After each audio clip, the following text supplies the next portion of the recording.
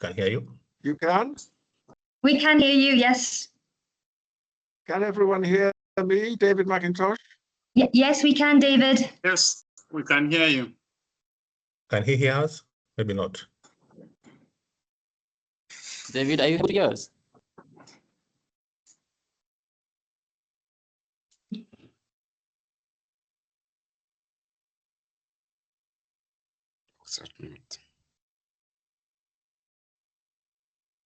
Okay, as we sort David out in the background, we shall start in Saloni Yonkiu. Yes, I am. Right. Is it?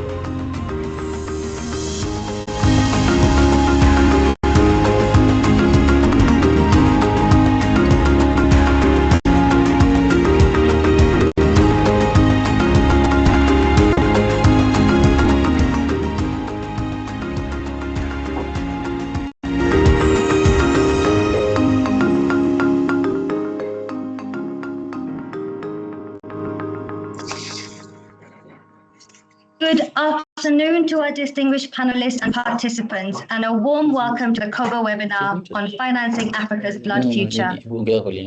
My name is Saloni Chandaria, Project Manager at CoBA, and I'm delighted to have you join us for this important conversation.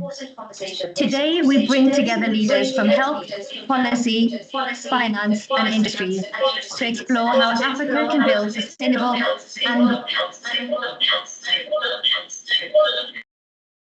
apologies. Hello, can everyone hear me? Yes. Today, we bring together leaders from health policy, finance, and industry to explore how Africa can build sustainable and resilient blood and plasma systems amid a shifting donor landscape. As international funding declines, the continent must urgently move from dependency to self-sufficiency.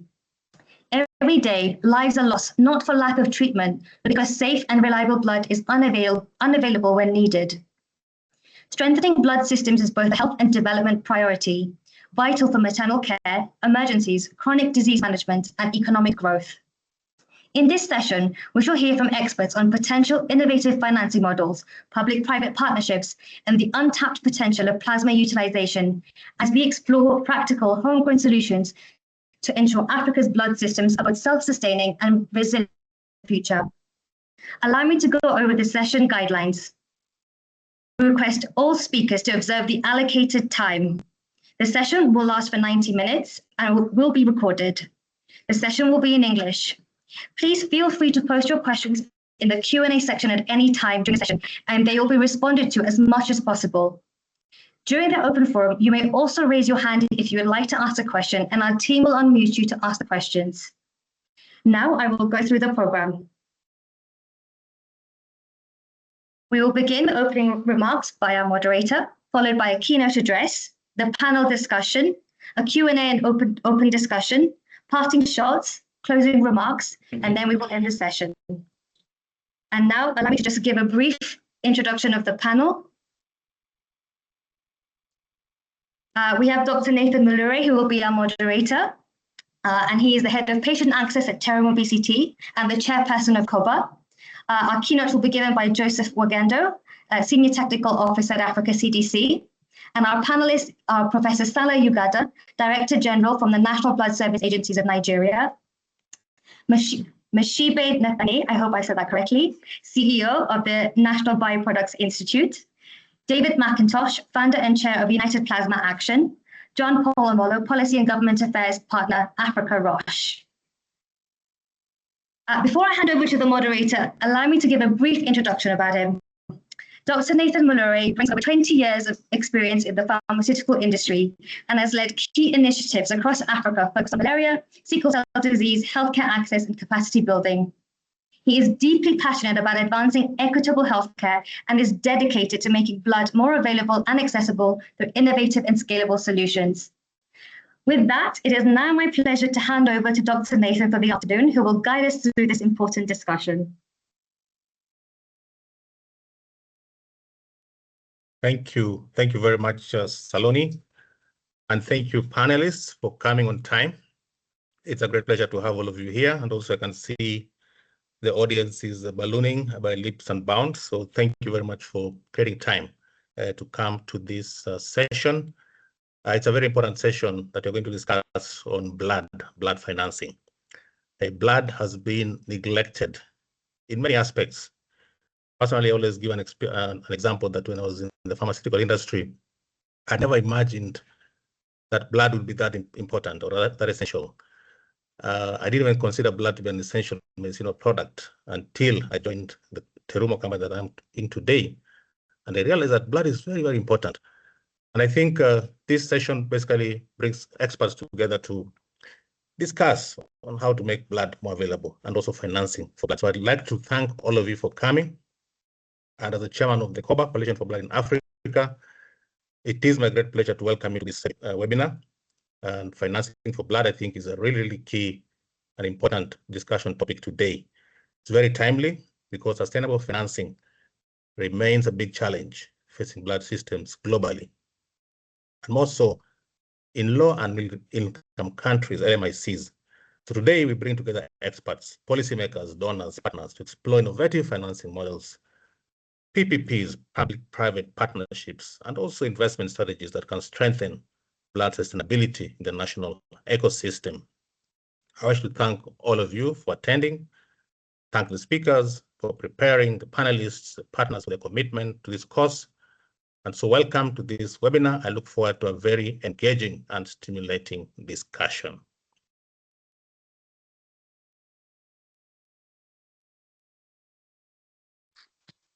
Thank you. So we're going to give you a brief about CoBA. CoBA, as you know, CoBA is a coalition for blood in Africa. It is private sector driven.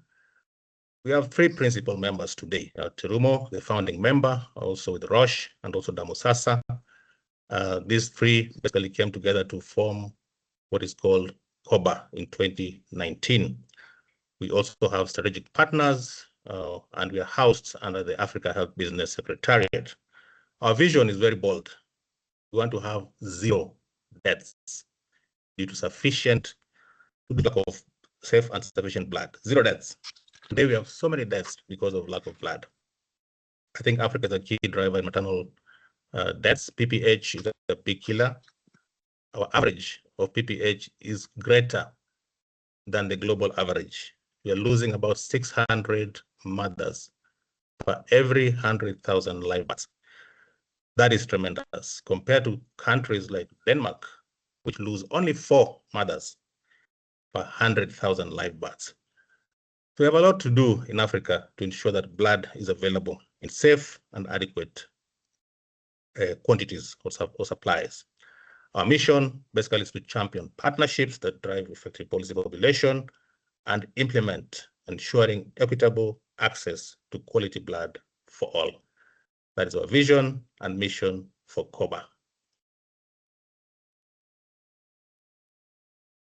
And so we have several panelists that I'm going to go through. We'll have a first keynote address given by Joseph, and I'd like to briefly introduce Joseph, who's a seasoned expert on blood matters and working today with the Africa CDC. So Joseph is a senior technical officer at the Africa CDC, based in Addis Ababa, where he drives partnerships and resource mobilization under the Africa CDC strat plan. Between 2022 and 2027, he also has played very key central roles in securing resources to advance public health priorities across Africa, engaging bilateral, multilateral, and private sector partners. He's a founder and former executive director of the Blood Link Foundation in Kenya. where he championed national advocacy and partnerships for safe blood services. He served too as a CEO of the St. John's Ambulance in Kenya. He has a lot of years in experience, more than 25 years of leadership in global health, philanthropy, humanitarian response, and has been very, very instrumental in advancing Africa's agenda on sustainable health financing, pathogen genomics, and pandemic preparedness. So before you start, Joseph, I'd like to just tease your brain on a few questions and, looking at how Africa can collectively invest and strengthen blood and plasma ecosystem, addressing critical gaps. I'm sure you have this in your past experience, and how then to unlock opportunities to ensure long-term sustainability. Africa needs help. Africa has the experts. Africa has the resources and the population. How we harness all these key ingredients to ensure sustainability in Africa. Welcome. Joseph. Thank you, Nathan, and thank you for your kind introduction. To all participants, good afternoon, good morning, good evening, wherever you may be. To my fellow panelists, also good afternoon or good morning, wherever you are. My background has been explained, has been majorly in blood donor services. But for the last 4.5 years, I have been a senior technical officer in strategy resource mobilization at Africa CDC. You may be aware Africa CDC is a continental public health organ of the African Union, which is constituted by 55 member states. It's an autonomous organization that looks at the issues of surveillance, disease outbreak and response on the continent. And it seeks to have a unified approach to addressing continental challenges in the health sector. So for me, with my previous background and my current station, I look at how do we address the issues of sustainability and dependency from a continental perspective. They are not different from one member state to the other. They are very similar challenges, similar opportunities. From where I sit, I see it as an opportunity for us to work as a unified continent and address the challenges that we face. So I'll move over to my slides and talking about dependency and sustainability. I think we cannot even talk about sustainability before, and maybe I go to the next slide, please.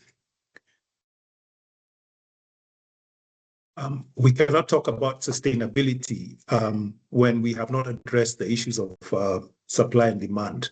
We know that we are way below our targets in terms of what has been set by WHO as a continent.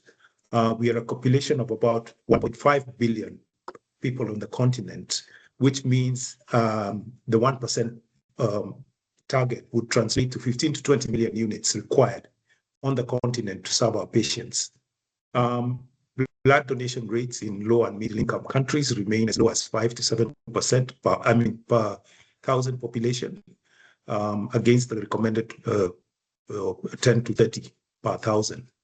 We also know that apart from a few countries and probably private hospitals, plasma fractionation and apheresis is currently not the norm. Some few countries in the public sector have introduced plasma apheresis, but it's still rare and it's not found in many countries. So over 90% of the plasma that's collected is currently wasted.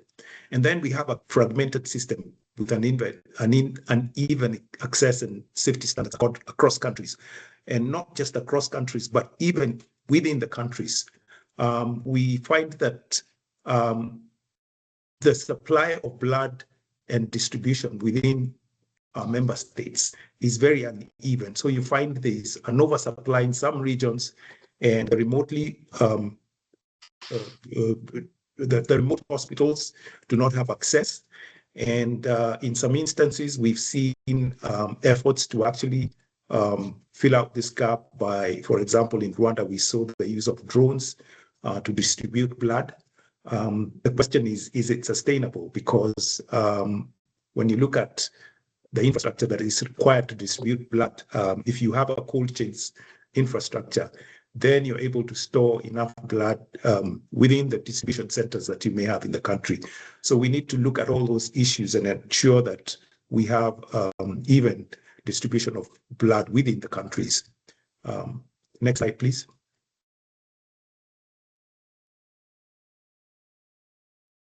Next slide. So what are the gaps and barriers? Back to the other one. What are the gaps and barriers in blood services on the continent? Again, I speak from experience. I have over 15 years in the blood service and blood donor space. So I have a bit of experience in what some of the issues are. And if you look at accessibility of blood services, and again, we need to be clear about, I found that when we talk about blood services, we talk about blood transfusion services. We forget about the blood donor, who is not the patient. Blood donor is normally a healthy person who volunteers to donate their blood, and they need to be addressed as, in terms of looking at their needs as donors. So we find that the access of blood services by donors has been very limited. The few services that we have, looking back at even my own country, are located at hospitals. We do not need to reinvent the wheel. We can look at what happens in the West. The services don't have to be located within hospitals, especially public hospitals. If you look at what happened during COVID, there was a huge slump in the number of donations because people who are healthy did not want to access, or rather to be in the vicinity of hospitals. And even outside of COVID, you still find that it's very few people who will go into a public hospital to donate blood, especially where it's voluntary. So we rely a lot on family replacement donors, and this has been found not to be the safest way of having blood donated. We know that the volunteer blood donors are the safest. So we need to ensure that we place these services where volunteer blood donors can access them easily. We have, for example, central business districts where we can have good facilities where donors can quickly access them. When I was working in the blood space, I also pioneered the use of blood donation buses in Nairobi, which became the highest donation centers because people found them convenient. They would be driven to the most convenient high traffic places. So we need to have to ensure that these services become accessible if we are going to have the numbers that we are looking at, which is the 1% of any given population. Policy and financing is another issue. With the recent ODA cuts, we've even seen a further slump in terms of the number of collections that we as member states are getting. During PEFA, I recall, again, we had services that were funded almost 100% by PEFA, meaning our own governments were putting almost zero financing into these services. And what happened is immediately the PEFA funding ended, we found collapse of some of the services that were being financed by PEFA.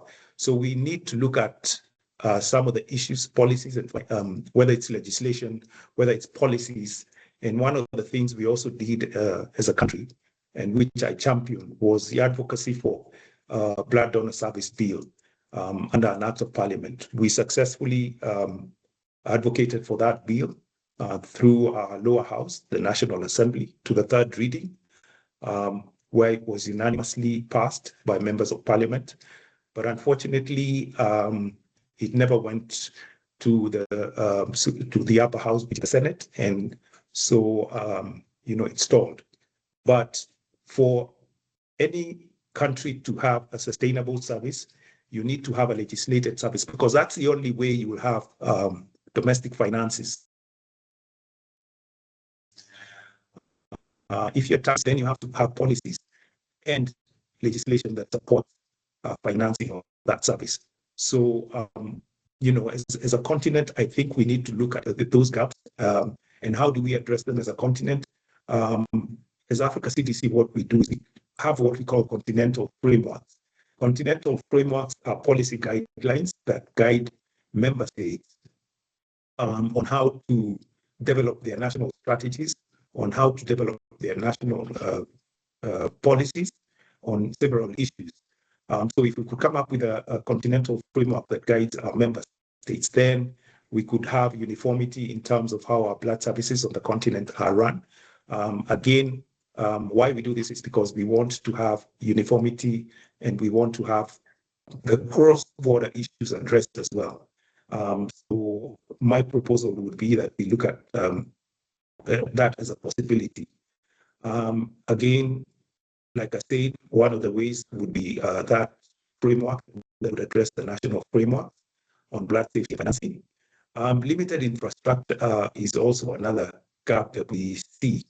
So, for example, we know that they're very, and I mentioned this, they're very limited plasma apheresis technology that's available in public services. We need to find out how can we, and again, because it's a financing issue, how do we ensure that we can sustainably support apheresis services within our blood services? Maintaining cold chain within the service from the donor to the patient.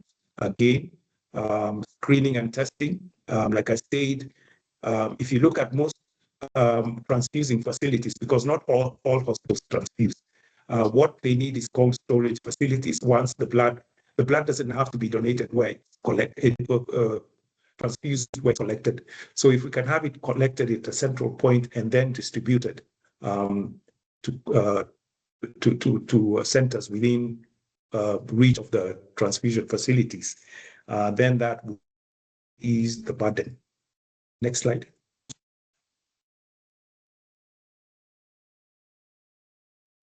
So what are the opportunities for sustainable transformation?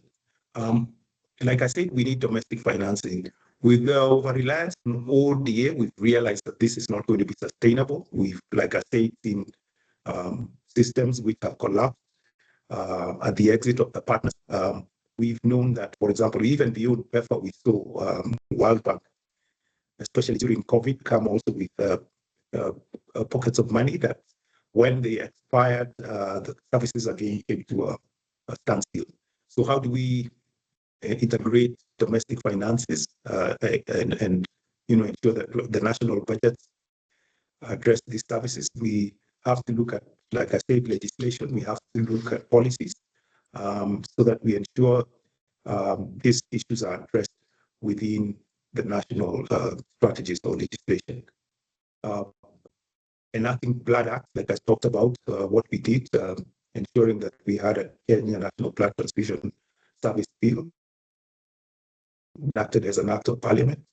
Public-private partnerships, insurers, big pharma. We know that our member states do have the National Social Health Insurance Fund, for example.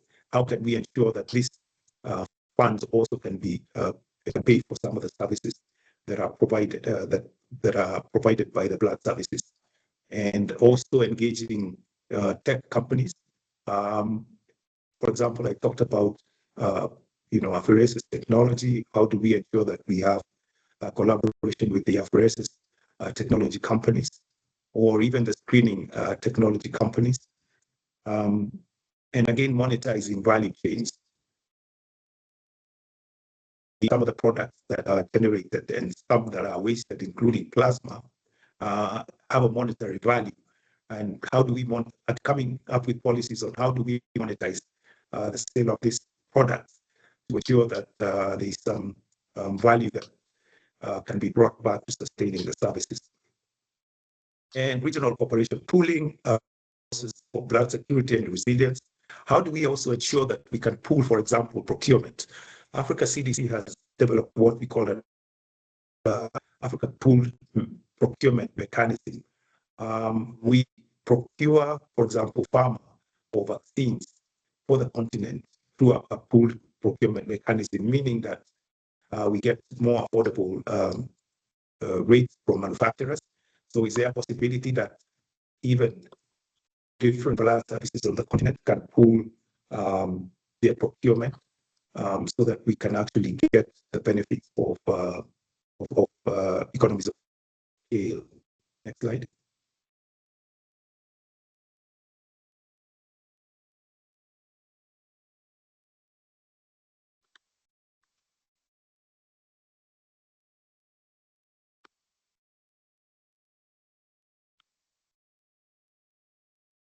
So my call to action for building up GLAD together would be to frame blood systems as a continental health security and economic priority.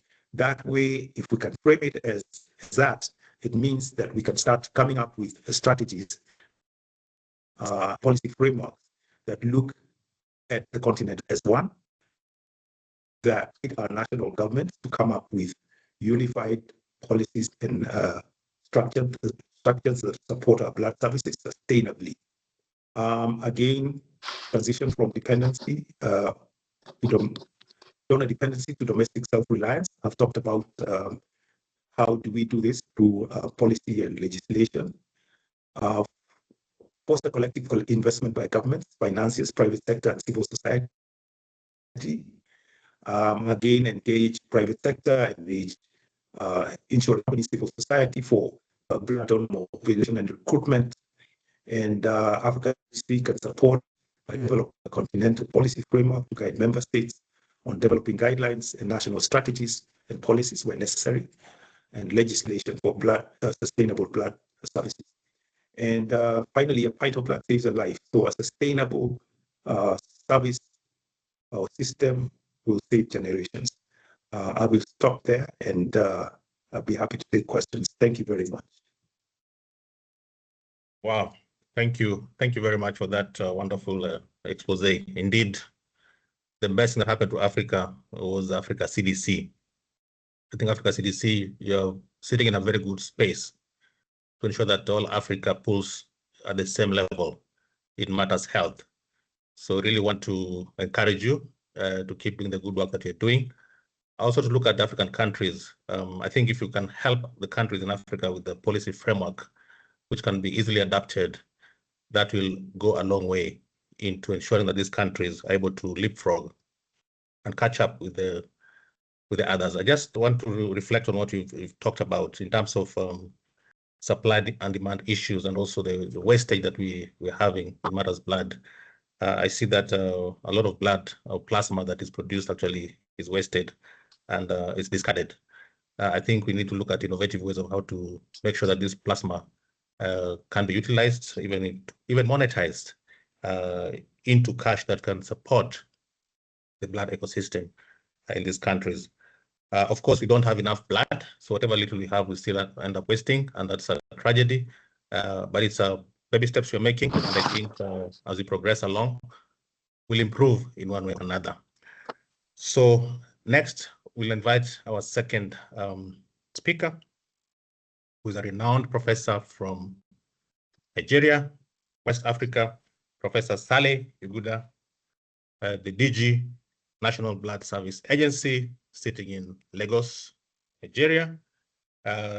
He was appointed to this office in the year 2024, in February, and he's a renowned academician, he's a consultant hematologist, widely published, widely read, and also an academic leader in the practice of medicine. He holds a Bachelor of Medicine, MBBS, and a fellowship in hematology in the blood transfusion from the National Postgraduate College in Nigeria. Previously, as a consultant hematologist and the dean at Gombe State University, where he coordinated the Northeast Hemophilia Treatment Center, and also had very many leadership roles in national professional bodies. In addition, he has served as a consultant for JPIGO, Johns Hopkins University, and also is an examiner of the National Postgraduate Medical College. His vision is to build a national blood system that guarantees safe, quality, and accessible blood for every community in Nigeria. So welcome very much, Professor. But before you start, I'd like to just tease your brain again with a few questions. I'll ask all of them in a nutshell. And these questions are coming as follows. How can countries address key operational and funding challenges to fully integrate blood services into the national health budgets? You had before the need to have local domestic financing. So how does that happen? And how does this then transition from donor dependency to sustainable national ownership? Indeed, it's a strategy to depend on donors for blood matters. It will really have local ownership for this. And then the second question comes in handy: what regional cooperation models in country success stories or innovative insurance products can drive financially sustainable and people-centered reforms in Africa? The number last is, what is Nigeria doing to ensure blood and blood products are self-sufficient and adequate? How does our big brother do this? Thank you. Over to you, Prof. So thank you very much for the presentation, and thank you, CoBA, for inviting me to this wonderful program. So can we have the slide, please? Okay, thank you very much. Yeah. So whenever I'm asked to talk about blood transfusion in Africa, Nigeria specifically, I always like to quote this what the saying of one of our founding fathers of hematology and blood transfusion in Nigeria, Professor Fola Esan, who said this about 20 years ago. He said that blood banking and transfusion services in Nigeria are fragmented, uncoordinated, and safety has not been satisfactory. So when you look at this statement, you will agree with me. What's happening in Nigeria is just a reflection of what's happening across Africa sub-region. And you will agree with me, he said this about 20 years ago. And I think still we are struggling to move away from this fragmented and uncoordinated blood transfusion services across Africa. So next slide, please. So next slide. Yeah. So when you look at this slide, it's talking about the shortage of blood. What is happening in Nigeria, I think it's the same thing, because the previous speaker have already highlighted most of this.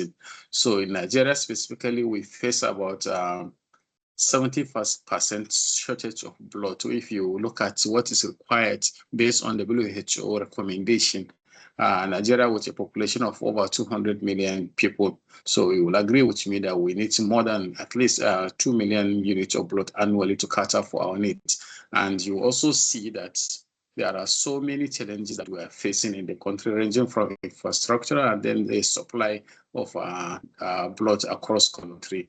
And this shortfall, you will agree with me, has negatively affected almost all the indices, that is the health indices in Nigeria and in Africa as well. In Nigeria specifically, we have about 27% of our maternal deaths are usually due to postpartum hemorrhage, and also up to 40% of death from road traffic as a result of bleeding. Mainly, they die because of lack of access to timely access to blood transfusion service. The same thing happening in the pediatric population. So next slide, please. So in Nigeria, next slide.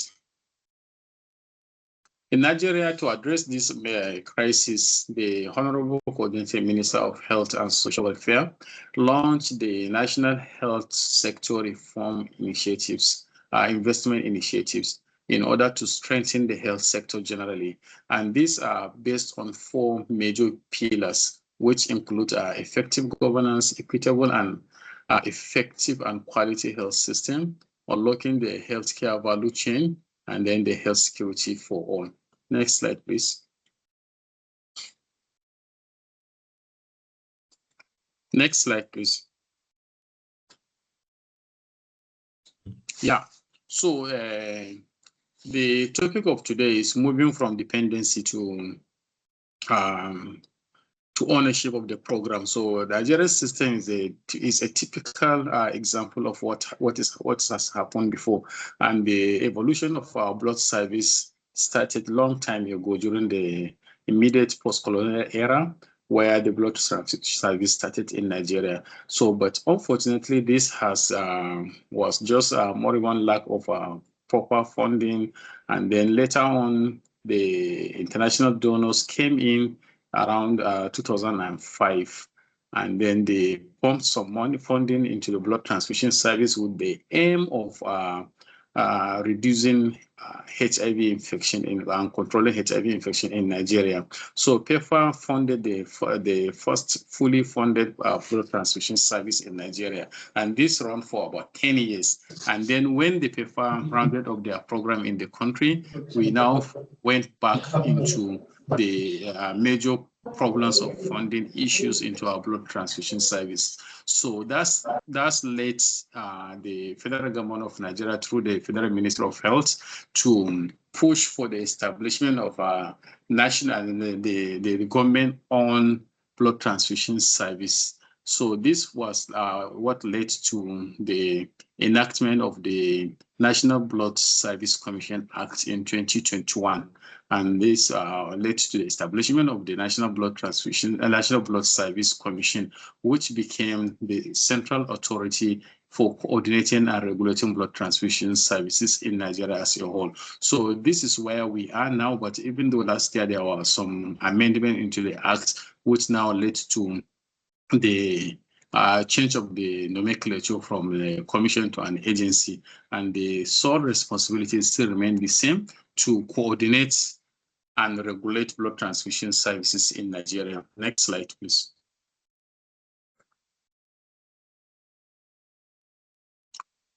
So the agency has 4 major mandates to guide its operation. The number one is to develop a system of blood donor mobilization, motivation based on voluntary, non-remunerated blood donation across the country, and also to standardize the collection, transportation, processing, testing, storage, and distribution of safe blood and blood components, and also to encourage the development of technology and research into all aspects of blood transfusion, and then relate and coordinate to strategic partners in strengthening and delivery of the blood service mandate. So these are the 4 major mandates of our agency. So if you look at it, it's really in tandem with what the WHO advocated for, to have a nationally owned blood transfusion service that will take care of both the regulation and the assurance of safe blood, provision of safe blood for all the citizens of the country. Next slide, please. So in order to achieve this mandate, next slide, please. In order to achieve this mandate, we set up based on the Federal Ministry of Health pillars. So we set up our own goals in order to achieve our mandate. So we have 3 major core pillars that we are working on now. So the first one is to increase the blood production and availability. So if you look at it, like has been highlighted before, the country generally has faces shortage of adequate number of blood across the continent. And also, most of our blood are mainly from replacement donors, and in some quarters, we may even have some commercial donors. So our target is to increase the number of blood units collected in the country, and also to strengthen the hospital linkages with our blood transfusion services. So what is happening in Nigeria, I am very sure, is not different from what's happening across most of the African countries, where the blood donation are actually hospital-based, and this is strongly discouraged. And let's have a good and robust national blood transfusion service. So the second pillar talks about provision of adequate health security for blood and blood products, and to achieve that, we currently establishing the national hemovigilance program across the country, and we are also working to strengthen the quality management system across all our operational centers under the agency. And also we are looking at the regulatory framework that will coordinate all the blood transfusion services in the country. Then the third pillar, which is very important and also very relevant to our discussion today, is to unlock the value chain for blood and blood products. Like it has been highlighted earlier on, we know that we waste a lot of plasma in Africa. Even though the blood supply is low, But even the low blood that we have, we are wasting most of the plasma. So that's why we need to encourage public-private partnership in order to look into the component production in Africa. And this will go a long way in reducing the costs. If you look at it now, we are buying most of these blood products at a very high cost when you compare to the Europe and the other developed countries. So by bringing in the technology into Africa, we are likely going to see some reduction in the cost of all these blood products, and we'll also have a guaranteed high quality blood product availability in the country. Next slide, please. So when we are talking about the regional cooperation, next slide. So when you talk about the regional cooperation that we are embarking on as a continent in order to address these issues, so we first have we can look inward to look for collaboration between the ECOWAS sub-region, like as Nigeria, because we are in West Africa, and also collaborate with other African countries. And this, if you look at what happened in the case of management of TB, HIV, so we can have a good network among us so that if you look at the success stories that have been recorded in the management of malaria, TB, and other endemic diseases, so you will see that when we come together to collaborate, we can have full procurement, and this will now go a long way in reducing the cost of these reagents and other consumables that we use in Africa.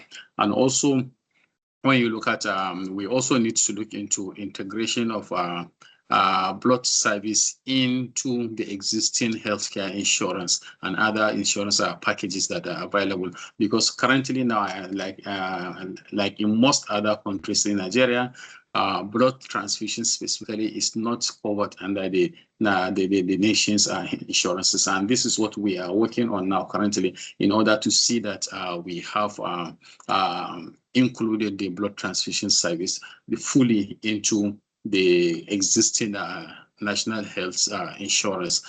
And then the third aspect that we need to look at is to have good and robust public-private partnership. This can never be overemphasized because there are a lot of issues and the funding challenges that we are facing across the African sub-region, in the aspect of logistics, more especially the maintenance of the cold chain, the transportation of the blood to hard-to-reach areas. And then also, if you look at the cost of the screening kits, so in most cases, the government alone cannot be able to fund this adequately. And that's where we need a very robust public partnership, private partnership. And also, public-private partnership is very important in when you look at the issues of blood product production across Africa.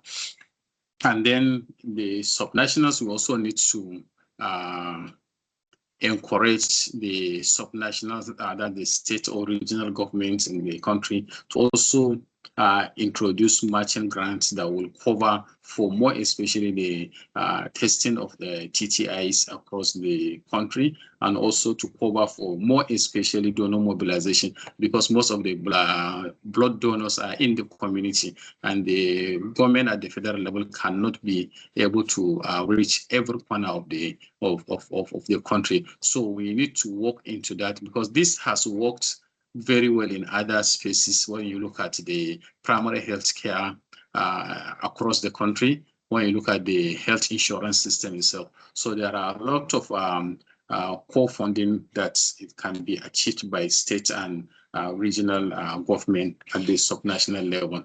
Next slide, please. So the next question that's been asked is innovative insurance product for financially sustainable and equitable blood services in Africa. So there are so many models that we can look into.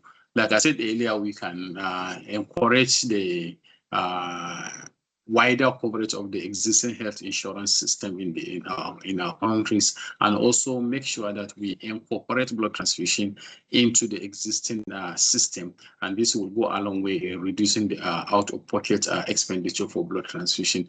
And then the other models that I think can work very well in Africa is the issue of community blood microinsurance. And this is very important when you look at it. Let the community come together and own the blood transfusion service. And through that, the community groups can buy low-cost microinsurance to cover for more especially emergency in those areas, in their areas. And also this can be achieved via small cooperatives and microfinance institutions that are community-based. Then the other one that I think is also very important for Africa is the resource-based financing. This is very important. It has worked so well when you look at the other World Bank projects that are happening in Africa. So in this case, the investors will fund upfront the improvement, like more especially in the areas of testing for the TTIs, the cold chain, and then they fund upfront. And then the services now blood service will now get capital, and the government will now pay for proven outcomes. So this is one of the models that I think are very important. And then the other one is to look at blood safety premium, which is built in patient's case rate. But like what's happening in Nigeria and most of the African countries, you will agree with me that we have a lot of out-of-pocket expenditure. And the previous speaker has highlighted that most of our people don't usually go to government hospitals. So for those kind of people, when they are coming into the hospital, they can be charged some premium to cover for blood services that they may get in the hospital. And even if they didn't get it, another person will come and access it and benefit from it. And then we also need to look at donor incentives. Donor incentives has been a major source of discussion and deliberation across the continent. Do we need to give the blood donors some incentives or not? So these are things that I think we need to look at. And then this will go a long way in encouraging the pool of blood donors that we have. Then we also have a model that is, I think, is also very important, which is the catastrophic blood care coverage under the national health insurance system. This is very important. And for us in Nigeria, we also have what we call the basic health care provision fund. And this fund is actually a percentage of what the federal government gets from internally generated revenue. So a percentage of it is allocated for basic health care.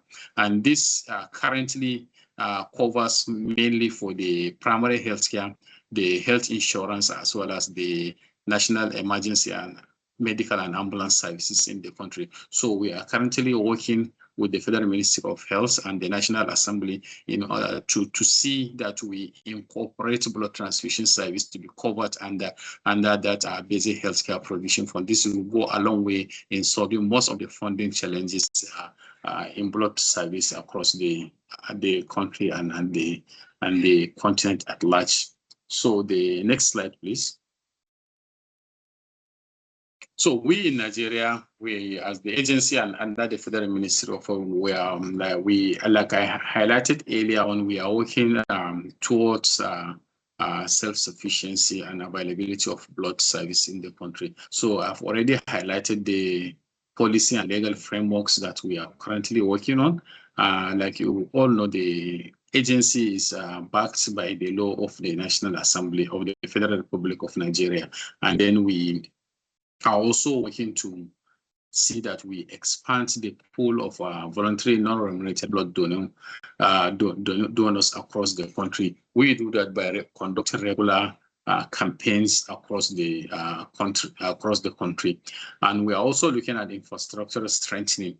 Currently, the agency has 6 regional offices across the country, and then we also have some state offices.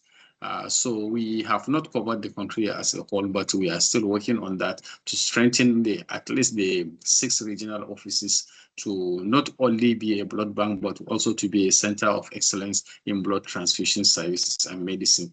So We are also working on digitalizing the whole system. Currently, we run a manual system, but very soon we have already piloted the program here in the capital city of Abuja. So we are going to roll it out across the country, where with technology now we can be able to trace every pint of blood in the country from donor to the recipient.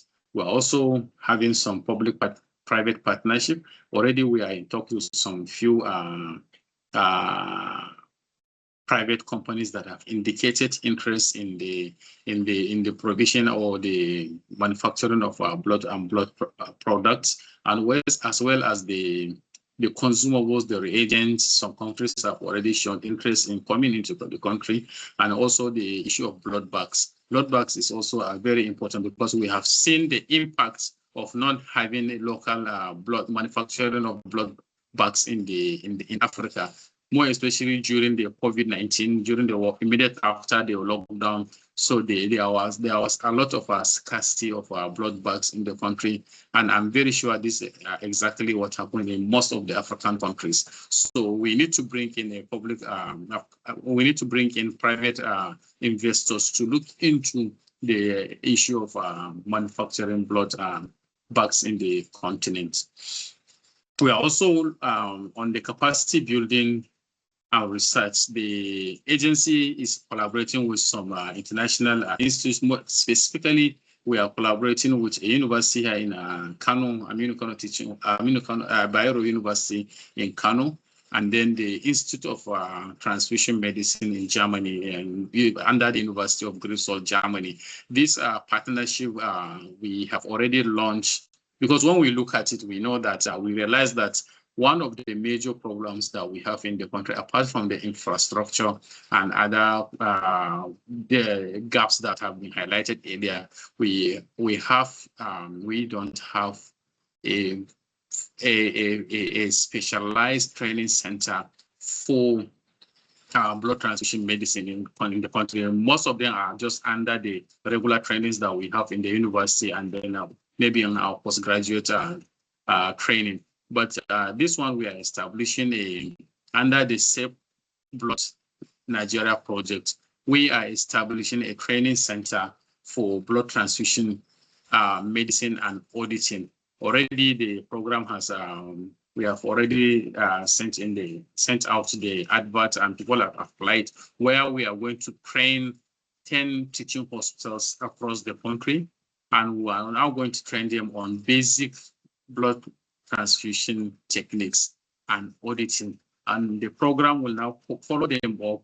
We first have audit them, train them, re-audit, and then follow them up for at least 3 years to make sure that they have improved on their services.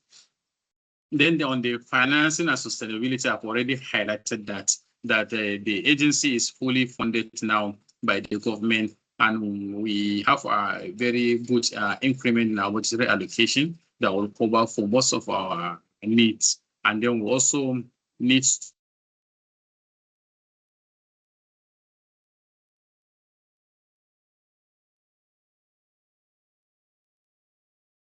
sustainable supply of funds for the agency. So thank you very much and for listening. I can stop here because of time. Thank you. Wow, thank you. Thank you, Prof. That was really a great show by Nigeria. And we're looking at how you are evolving from where you were yesterday to where you are today. I think it's a great progress. And it shows that we have the capacity and the ingredients to move forward. So I like the evolution that you have shown. And I'm sure that if that is sustained, Nigeria will be a leading example for other countries to follow. I also want to just echo what you talked about, the donor incentives. I know it's a thorny topic, it's a thorny issue. The ethics say do not reimburse or do not incentivize donors, but we need to be creative on how to do it. And we've thought many times about the insurance sector, because blood becomes a medicinal product. And that same blood can actually reduce a patient's stay in hospital from 2 weeks to 1 week or to 1 day if blood is available. And that is a cost saving also to the insurance companies. So it might be of merit to think critically how insurance companies can step in to incentivize blood donors or even give insurance rebates. Instead of paying maybe for 12 months, you pay for 11 months for the whole cover, or you pay a percentage less. And that can go a long way in inviting many more people to donate blood. Thank you very much, Prof. That was quite exciting, and I look forward to hearing of good results from Nigeria in the years to come. So that provides a very good segue in terms of financing, and my next speaker is from South Africa, and her name is Mashibe Ntlane, the CEO of National Bioproducts Institute. It's a very interesting company based in South Africa, and I just offer you some insights on the CEO. She brings over 15 years experience in leadership of healthcare finance, having previously worked at Novartis as the head of English West Africa. And for the past 5 years, she's been an integral part of NBI's leadership team, serving as finance director, and also playing a very important role in the organization's development and growth, driven by her strong commitment to improving access to quality medicines across Africa and other low-income countries. Her financial and commercial expertise has been especially evident in the success of Plasma from Africa for Africans program. And through her leadership, Mashibe has been very instrumental in advancing NBI's mission to expand access to therapeutic and diagnostic protein supplies for patients across the African continent and beyond.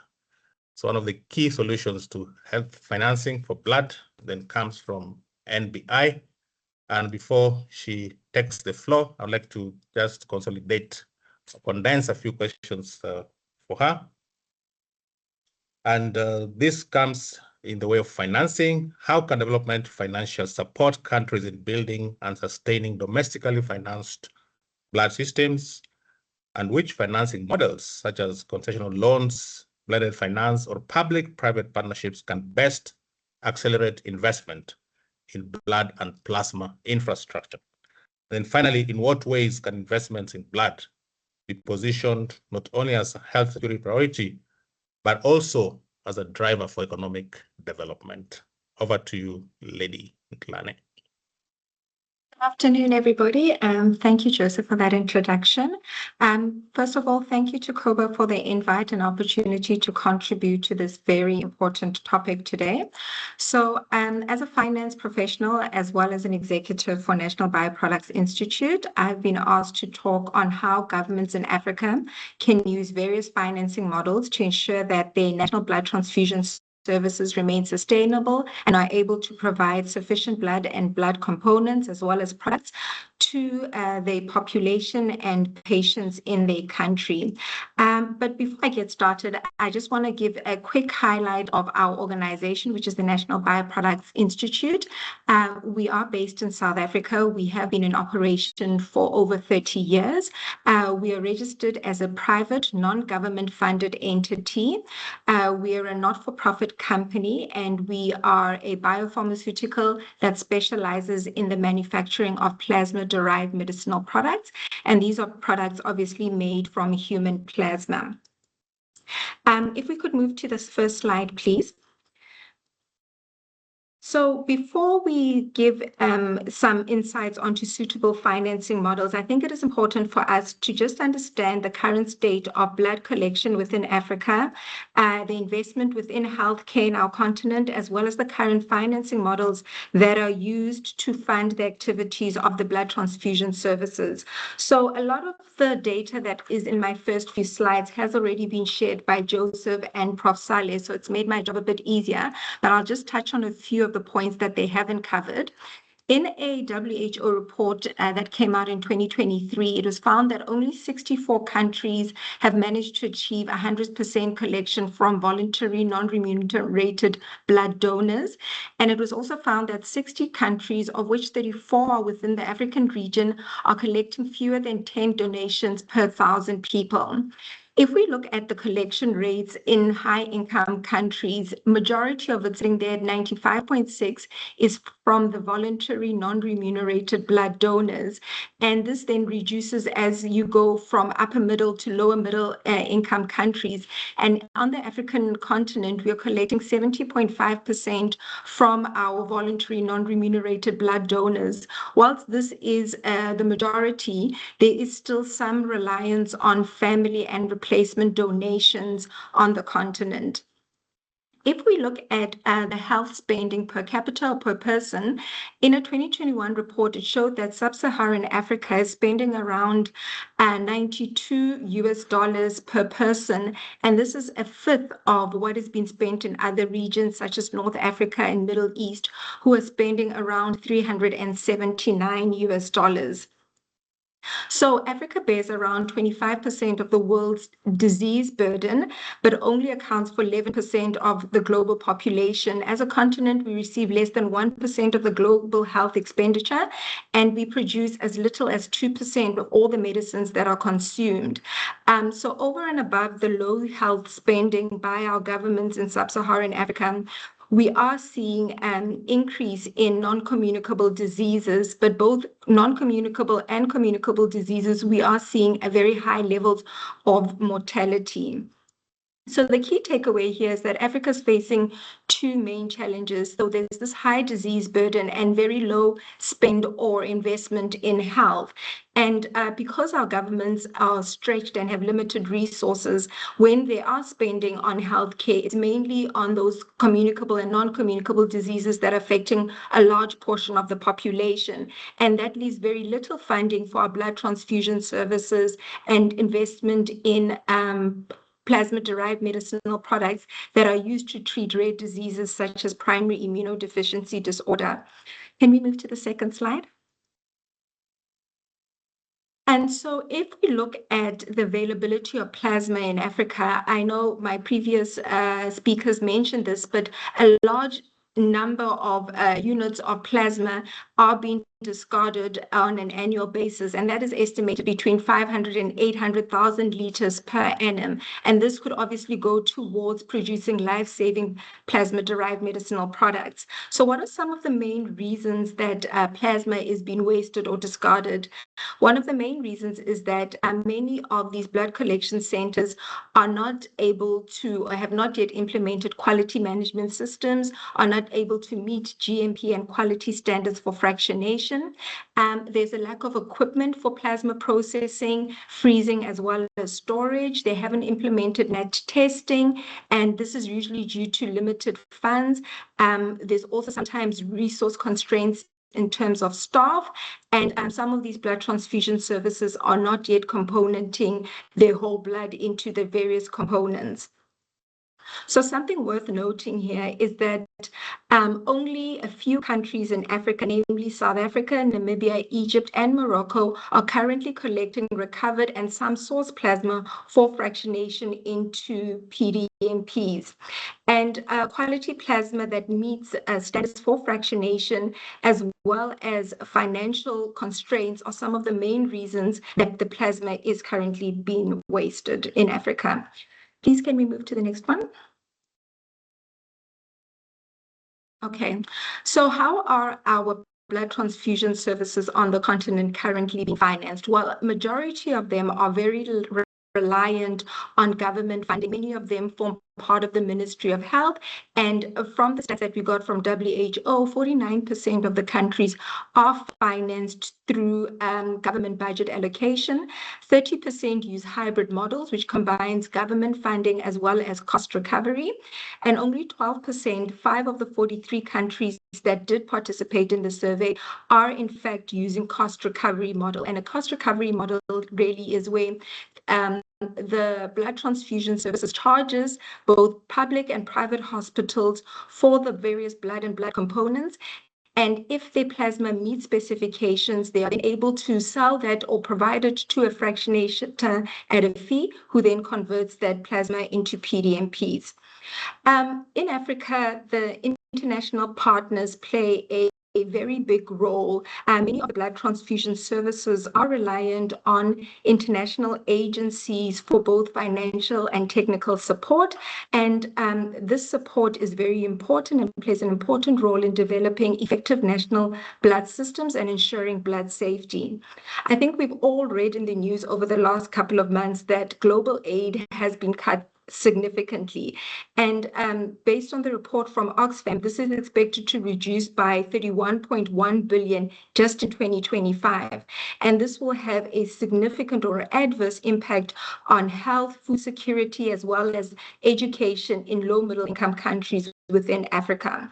So as I mentioned earlier, our governments have invested a limited amount of resources into health. And so funding for your blood transfusion services is often limited and donor funding is not sustainable.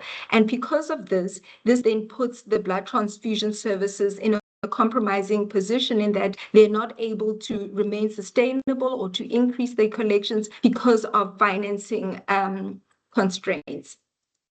Can we move to the next slide?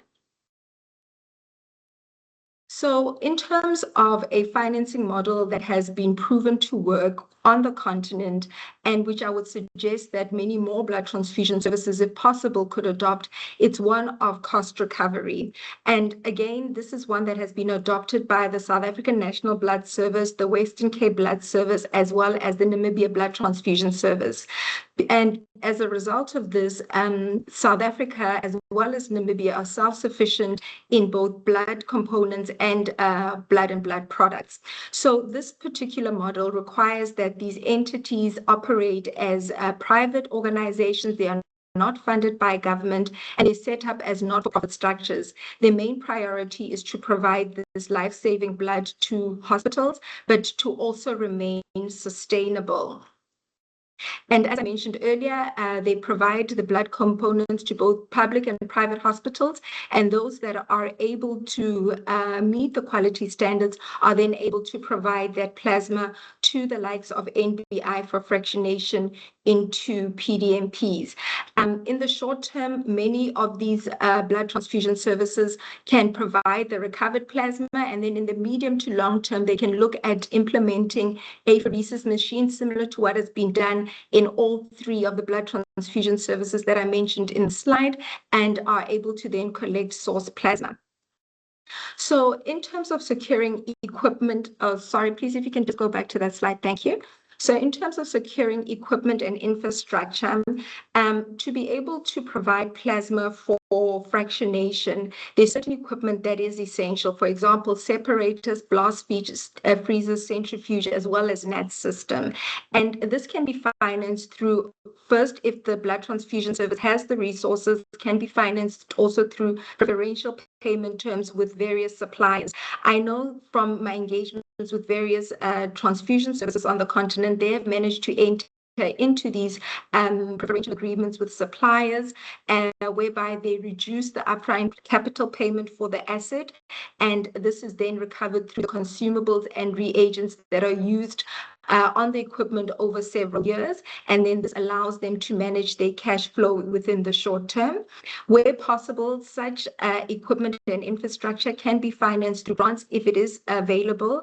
Also soft loans, this is where banks provide you with extended payment terms or lower interest rates. And also if the blood transfusion service is able to provide some of its assets as a surety or guarantee, then that will also help them secure preferential rates or loans with the banks.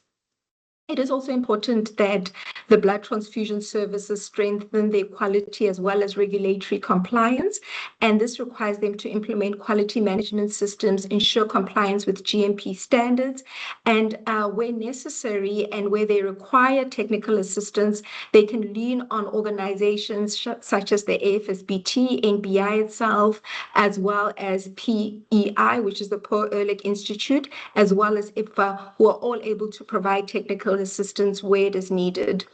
And lastly, it is important to build strong partnership and technical support.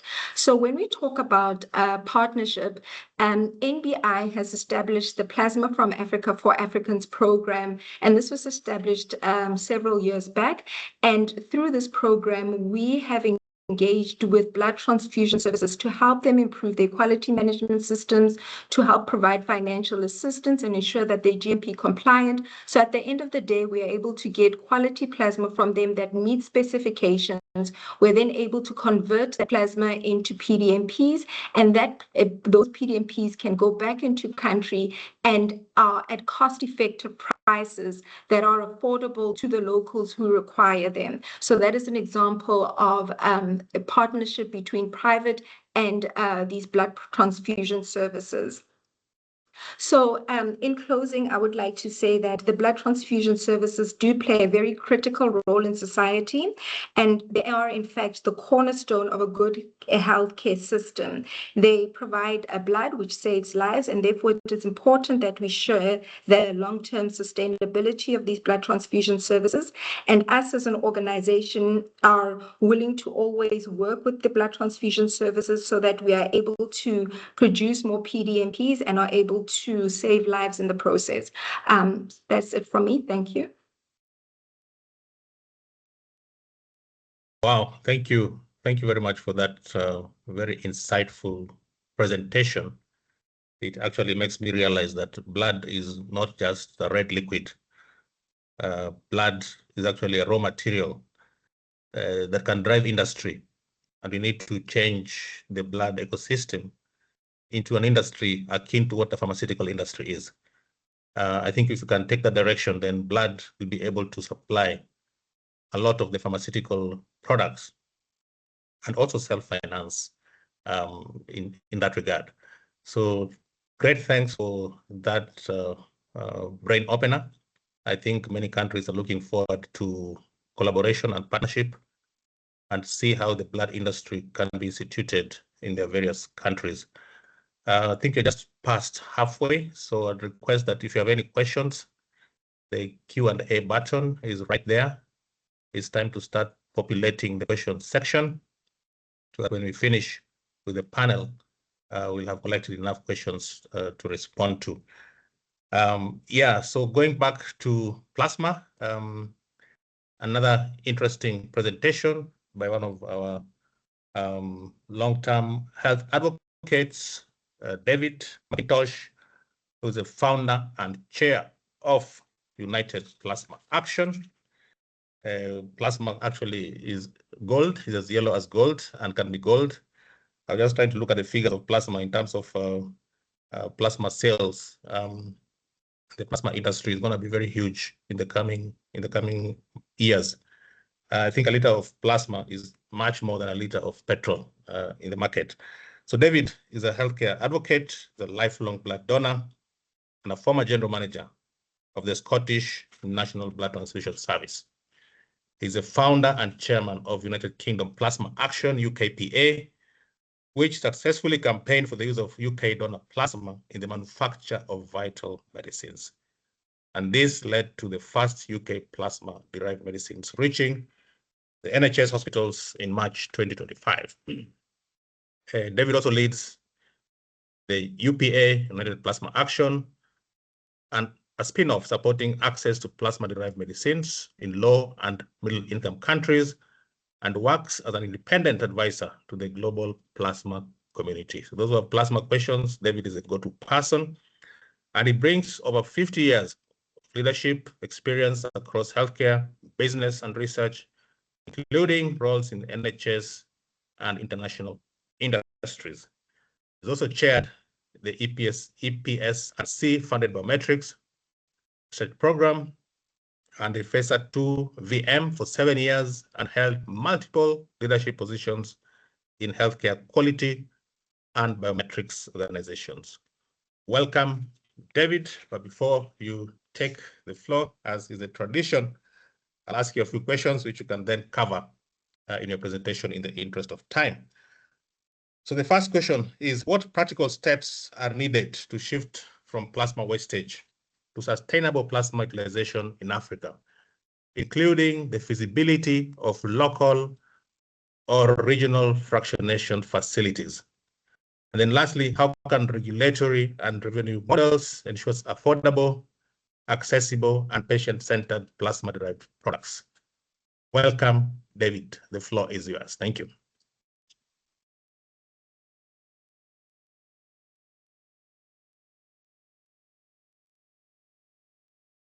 Muted. Can everybody hear me? Yes, we can. Nathan, can you give me a thumbs up? Yeah, okay, thank you very much. I should confess that I'm not as good with this technology as I would like to be. Could we please move to the next slide? Now, this is a very brief introduction, but Nathan has already said more flattering things about me than I could even have dreamt up myself. The key thing I would like to say here, though, is I'm here to talk a little and listen a lot, as I think all the panelists are. So please do fill the question opportunity with your questions so that we can discuss them at the end. Next slide, please. Now, as Nathan said, plasma is often referred to as liquid gold. This is often misunderstood, particularly by the not-for-profit organizations. They think that we mean it's got lots of lovely money in it. This is not why it's called liquid gold. It's called liquid gold because it's so precious to patients. And it was indeed patient groups who coined this phrase. Most of the people on this call will know just as much, if not more, than I do about this. But this slide is really basically for you to have afterwards and keep by you. It's very simple. You get a lot of plasma from a lot of donors. You pool it in very large pools, and you then put it through a really very subtle and unique process, which even the major pharmaceutical companies are not familiar with. It's easy mixing chemicals. They're very predictable and reliable on the whole, but biological materials are much more complex, much more difficult to handle, much more unpredictable. And then finally, you get yourself products. I don't know how many people on this webinar know that there are over 20 plasma-derived medicines, but there they all are for future reference, because I guess you'll all get copies of the slides. The ones that are most talked about tend to be immunoglobulin, particularly intravenous immunoglobulin, which is the driving factor. You need more immunoglobulin in proportion out of plasma than you need anything else. And the next one tends to be albumin, the use of which is very variable across the world. Different clinicians have different attitudes, but all of those medicines are vital for somebody. They may be rare diseases often, but they're not rare for you if you're a patient. They're 100% what you've got. And some of them are very, very damaging, and many of them are fatal. So plasma is absolutely essential, life-giving material. And of course, we on this call are horrified to see how much of that is getting wasted in the continent of Africa. And that's something we really must talk about. Could we have the next slide, please? It's just coming, I'm sure. Yeah, here it comes. Now, a lot of people talk about the market for plasma-derived products. And you will see many graphs like this one from Data Bridge. And it talks about demand will be, in the case of immunoglobulin alone, will be going up to 30 billion by 2029. Now, this is for people who think that markets are efficient, and they think that demand equals requirement, that the need is expressed by the demand. In the case of plasma medicines, this is absolutely not the case at all. That graph minimizes and underestimates the demand, and the little arrow I've put in on the right there is more realistic. Could we have the next slide, please? The point being that the true need for immunoglobulin is the full circle, and only 20% of it is actually being met. But complacent market analysts say, oh yes, the demand is that.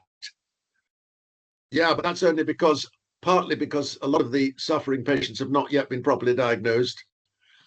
It's also because an awful lot of them have been diagnosed and we know what's wrong with them, but we haven't got the medicine for them, either because we can't afford it, or they can't afford it, or there are other obstacles to supply. So it's important, I think, on this webinar for us to put this into context. If we are looking at a dream world, a world we all wish to see, where all patients who need plasma-derived medicines get them. We're dealing with the little green bit. Thank you very much. Well done. But we're also dealing with that great big lump of red. 80% just don't get any. Now, this has two implications. One is sad, and we worry about the patients and their relatives, and we worry about the mortality. But in our current context, talking about sustainability and financing Africa's future, what this means is the potential global market is effectively limitless. It's an unusual marketing situation. The potential demand is limitless. Make it available at a sensible price and they'll buy it. Next slide, please. So I envisage, and many of you have also envisaged this, and I'm sure I'm not telling you things you don't know, but let's just focus it on a short slide, a virtuous circle, because there is obviously a sense in which blood and plasma are costs, but they're also sources of income. They're an opportunity. So if you increase your plasma recovery from whole blood and or supplement it with pheresis, you get revenue from that, either from sales to fractionators or from the onward exploitation of the plasma in fractionation. That increases your own funding, it increases the blood supply, it increases the whole national, social, and economic benefit. And it is a virtuous circle. Once you get it started, like a lot of these circles, it needs initial investment to get started. But it's certainly something that I'm sure this webinar is going to develop more thoughts about, and I'm sure will follow in the years to come. It's a very exciting time, because all that wasted recovered plasma is an enormous gold mine, ready to be properly exploited for the sake of patient care and for the good of the economies of the countries involved. America makes trillions of dollars out of its plasma industry. You know, it's not a cost for them, it's an absolute revenue bonanza. So it's there for us to take advantage of if we seize that opportunity. Next slide, please. So now we come to the real big issue that all of you will have views about, and which I would like to say I am not going to recommend an answer to this, but let me just outline very briefly the issues. We have, in a typical mature situation, such as the US or some of the countries in Europe that are well served, you would have 75% of your plasma-derived medicines would be made from source plasma from apheresis, nothing to do with blood. Only 20% or 25% thereabouts, and reducing, will come from whole blood. Now, this is because red cells, the countries we're talking about mostly need a great many more red cells. But in a mature economy, people have now got to the point where they're using less and less red cells every year, because more and more sophisticated surgery is reducing the amount of blood that gets lost, cell salvage, better patient blood management. I mean, since I was working in this field, the red cell consumption in the UK has halved, and the demand for immunoglobulin has doubled. And that's why you have this 75% from pheresis, 25% from recovered. Now, if you don't have enough PDMPs, then nationally, obviously, you're tempted to think, I can get it all from recovered if I do this properly. But you can't. You will only get a certain proportion of what you need from recovered. You are always also going to need some pheresis. And then you have to make decisions about, well, do I stop the waste first? The WHO would recommend that you don't think about pheresis until you've recovered all your recovered plasma. My answer to that is, well, yes, possibly, but people will die while you're talking about it. And you could probably get faster to PDMP self-sufficiency by starting pheresis immediately and working up your recovered plasma as you go along. However, this will depend on the individual circumstances, and I would be very interested to hear from other attendees here today as to what they think. Next slide, please.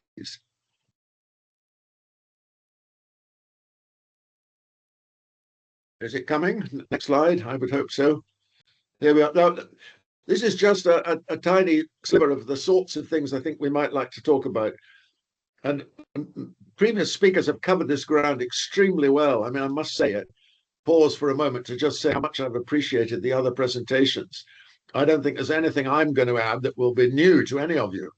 But if we just try and summarize, we've talked, and particularly our friend Maishibe from South Africa has talked about where do you get your money from. And I think, to be honest, that is something that we all need to discuss at some length, and it will vary from country to country. I mean, when I was running a national blood transfusion service and we were self-sufficient in all medicines derived from blood and plasma, it was entirely funded by taxpayers. It was entirely government funded. And we didn't even cross-charge to hospitals. Hospitals got what they needed and they didn't pay a penny. But that's only one model. And frankly, I think in the modern day and age, it's probably the wrong model, but it's worth talking about.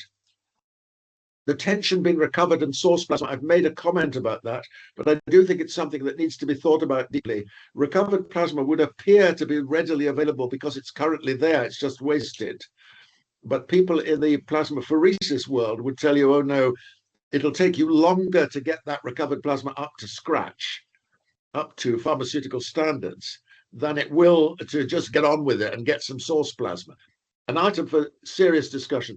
And then finally, and very controversially, and please forgive me, I mean, I was brought up, and as a donor, I don't get paid, I never did. I was brought up to believe in voluntary, uncompensated donation. Frankly, honestly, I would have to tell you, I now think it's a kind of pseudo-religious obsession. I don't think it relates to safety or quality. And I don't think it's ethical that so many patients are dying for lack of products that could be made quicker and in larger volume if we were to recognize the donor's gifts a little more firmly and positively. A previous speaker talked about incentives for donors. Well, you know, that we used to say when I worked in South America, the best love letters are written on the back of checks. If you're grateful to donors, why not give them some money in your gratitude? And particularly in poorer countries where really some of the donors are going to be, you know, they're not going to be rich people who can afford to go swanking around giving away their blood for nothing. They can't even afford the train fare to get there.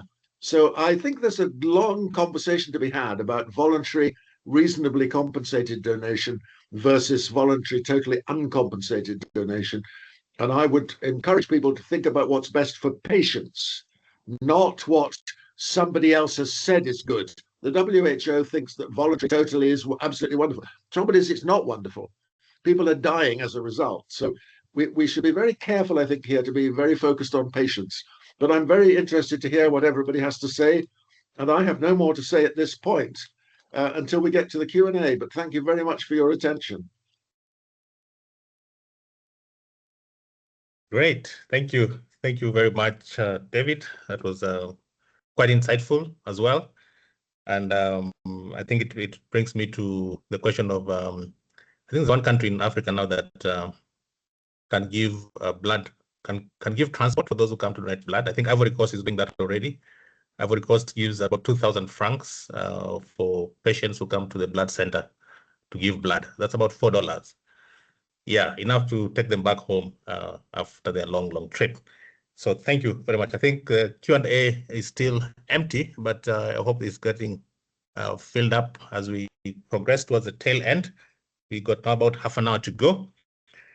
And so I'd like to invite our next speaker, who goes by the name John Paul Omolo, who works for Roche. John Paul is a seasoned public health professional and a policy strategist with over a decade of experience in advancing health systems across Africa. He does specialize in health policy, advocacy, government engagement, regulatory harmonization, and sustainable access to health technologies. As policy and government affairs partner for Roche, he leads diagnostic policy advocacy to strengthen health systems across diverse political and regulatory landscapes. He has extensive experience in health R&D, clinical trial governance, and fostering partnerships that accelerate innovation. He holds a master's degree in public health and is widely known for bridging policy and practice to drive meaningful health impact. So John Paul, before you start, as my tradition is, I'd like to ask questions that we can cover in your presentation. And these questions speak to logistics, regulatory affairs, and also innovation. And so how can private sector expertise in logistics and technology and innovation strengthen blood systems through sustainable partnerships aligned with public health goals?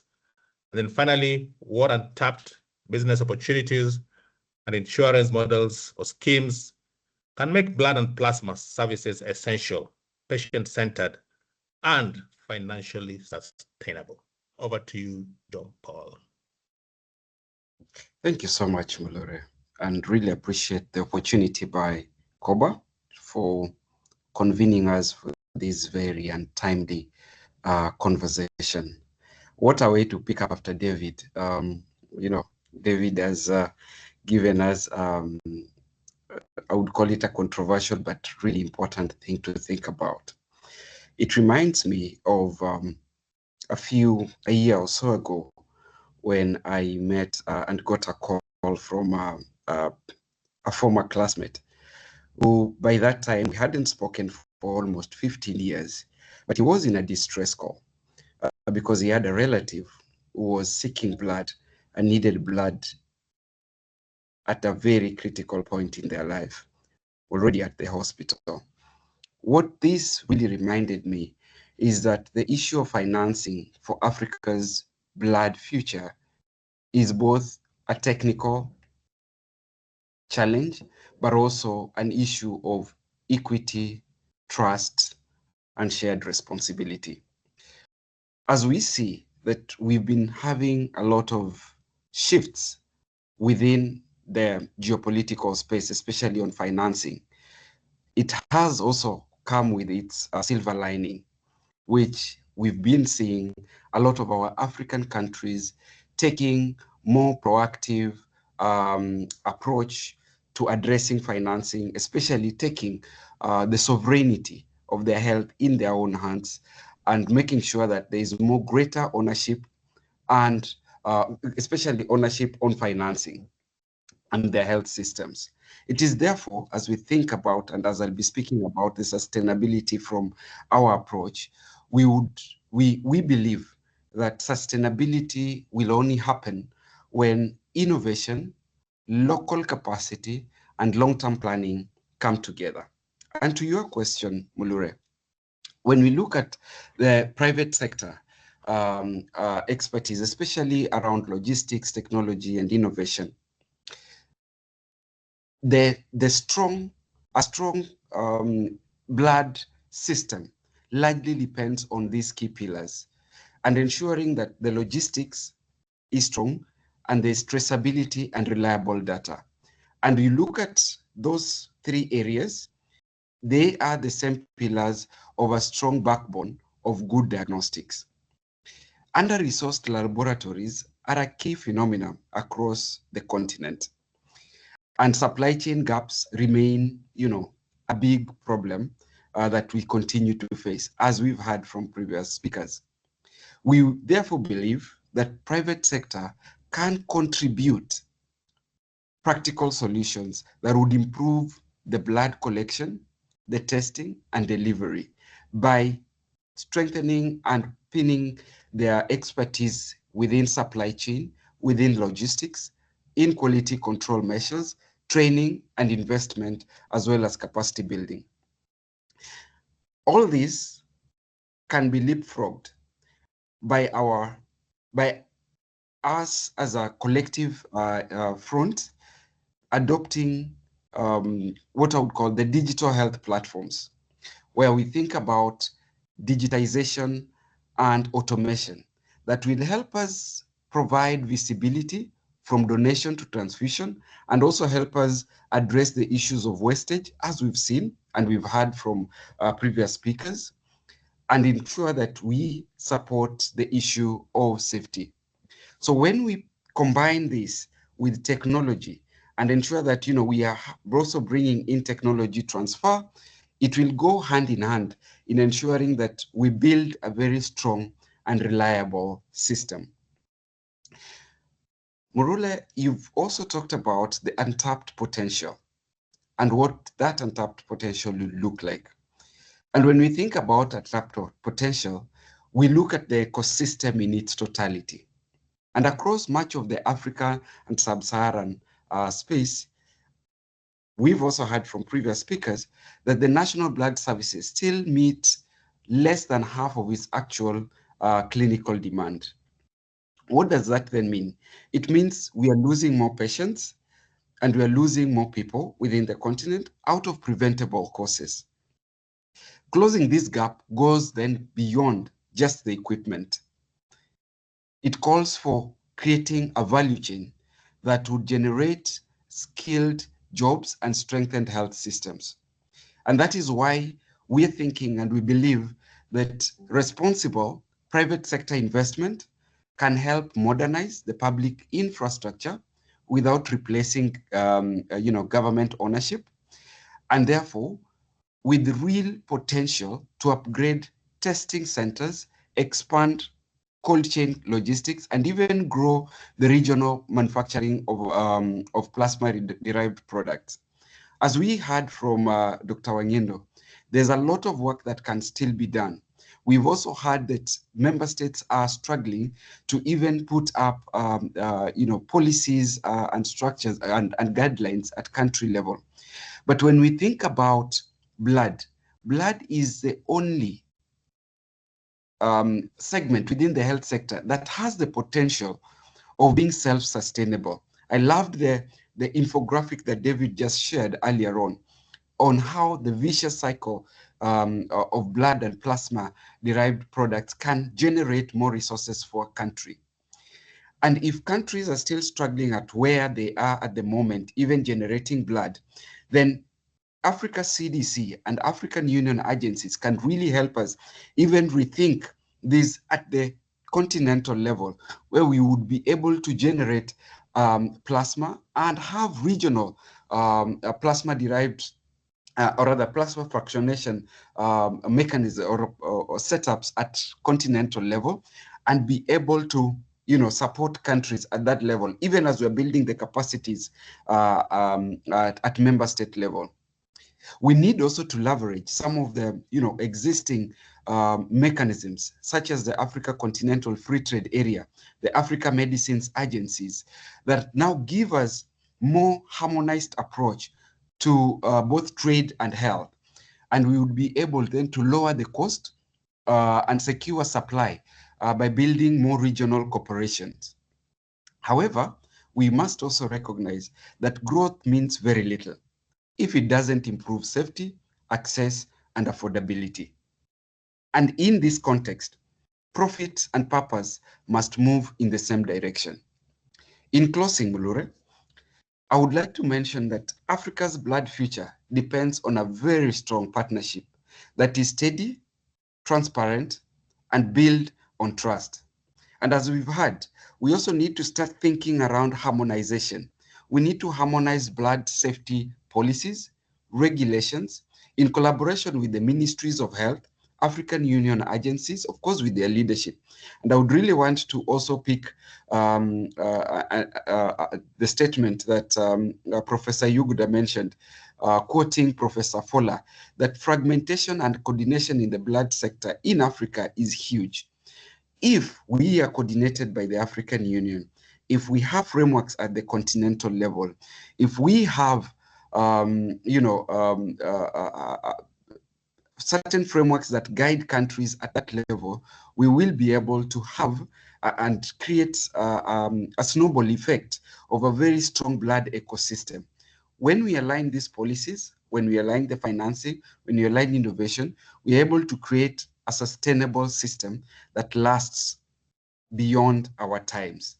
The private sector has a role to play, but it must be part of a shared vision that is led by countries themselves. When systems endure, then patients also thrive. Thank you. Great. Thank you. Thank you very much, John Paul, for those winding remarks. Again, very pointed and very relevant. I think Africa CDC has a very big role. Harmonization is important. Fragmentation is what kills most of African countries. And there are very many efforts to try and bring harmonization into place. I like the idea of ECOWAS. ECOWAS actually is one of the first areas where you can actually travel visa-free, whether you're a Francophone or Anglophone or Portuguese speaking. So long as you're in the ECOWAS zone, no visa is required. And there are very many countries, about 17 countries. I think we can learn from that, ECOWAS, and even make that become Africa-wide, so that we can have less of fragmented policies, but one continental policy. So Africa CDC, the work is cut out for you. Talk to those presidents, heads of state, push them, ensure that we have uniform policies across the board. At this point in time, now we'll open up our panel, so we can put your videos, cameras on, so that we can see all the panelists. As an open forum where we're going to look at Q&As, question and answer, and also panelists can ask questions also as well.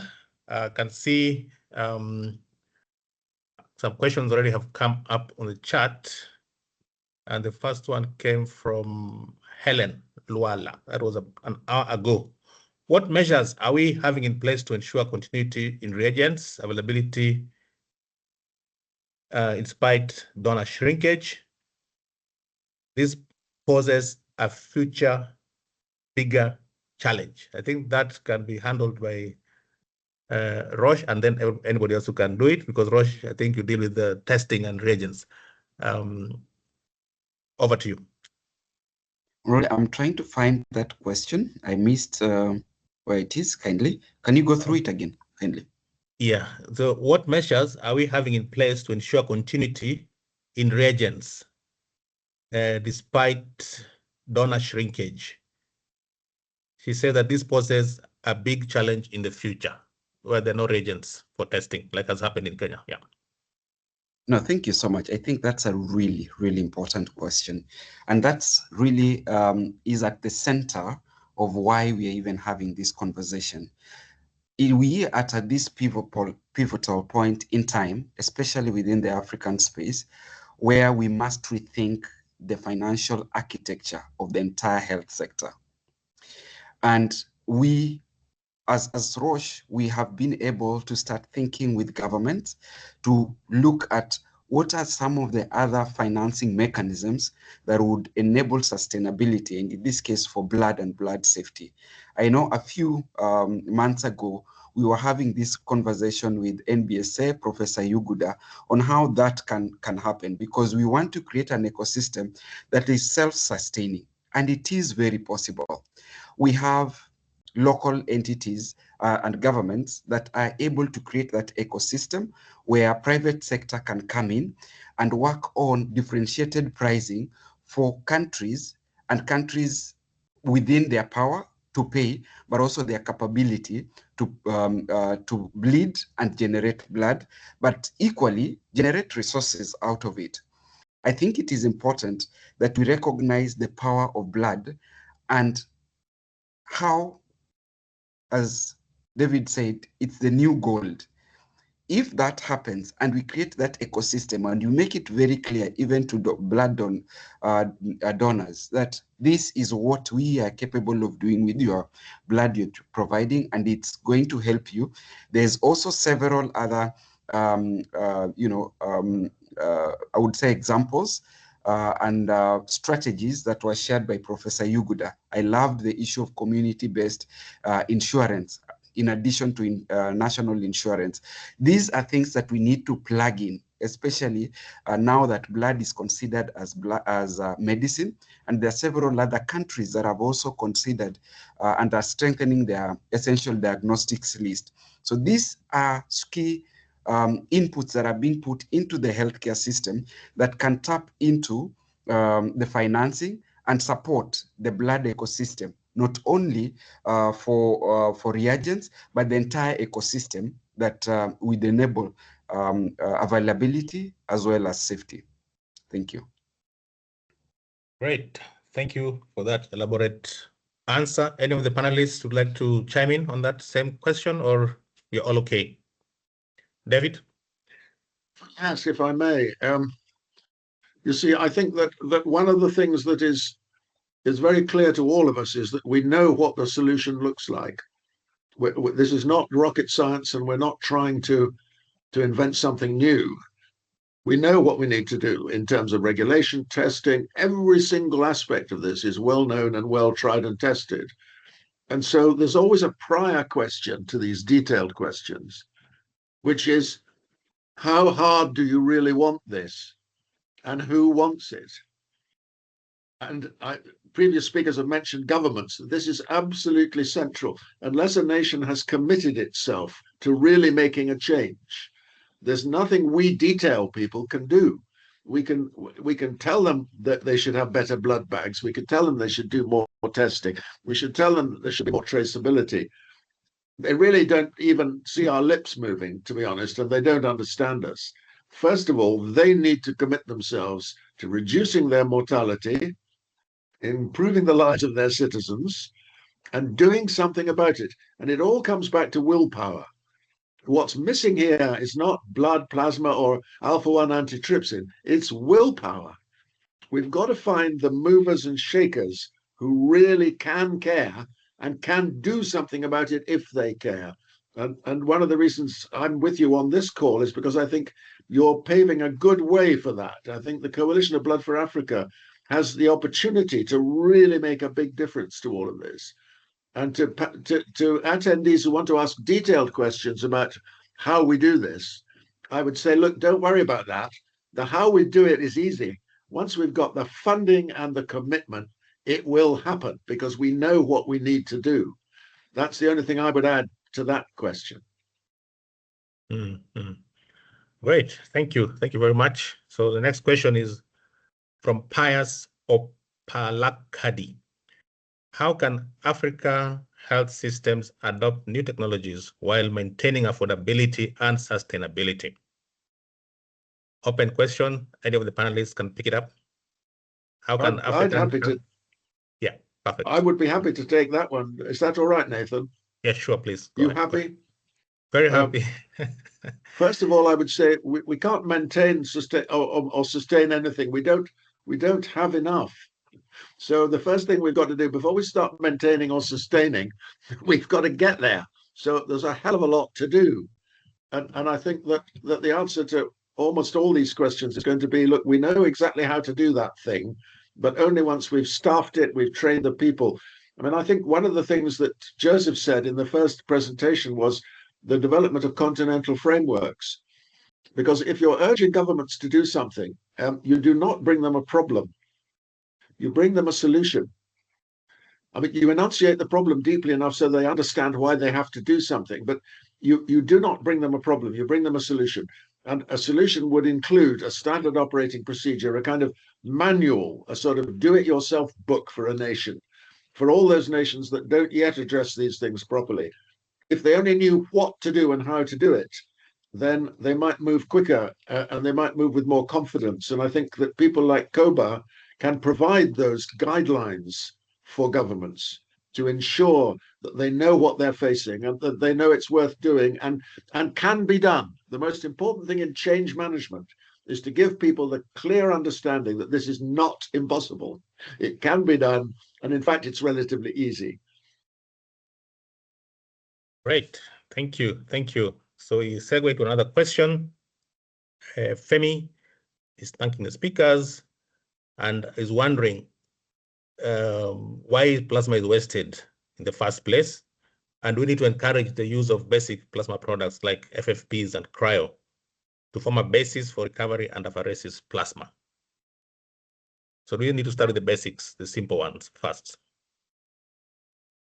Again, I think I can take this question.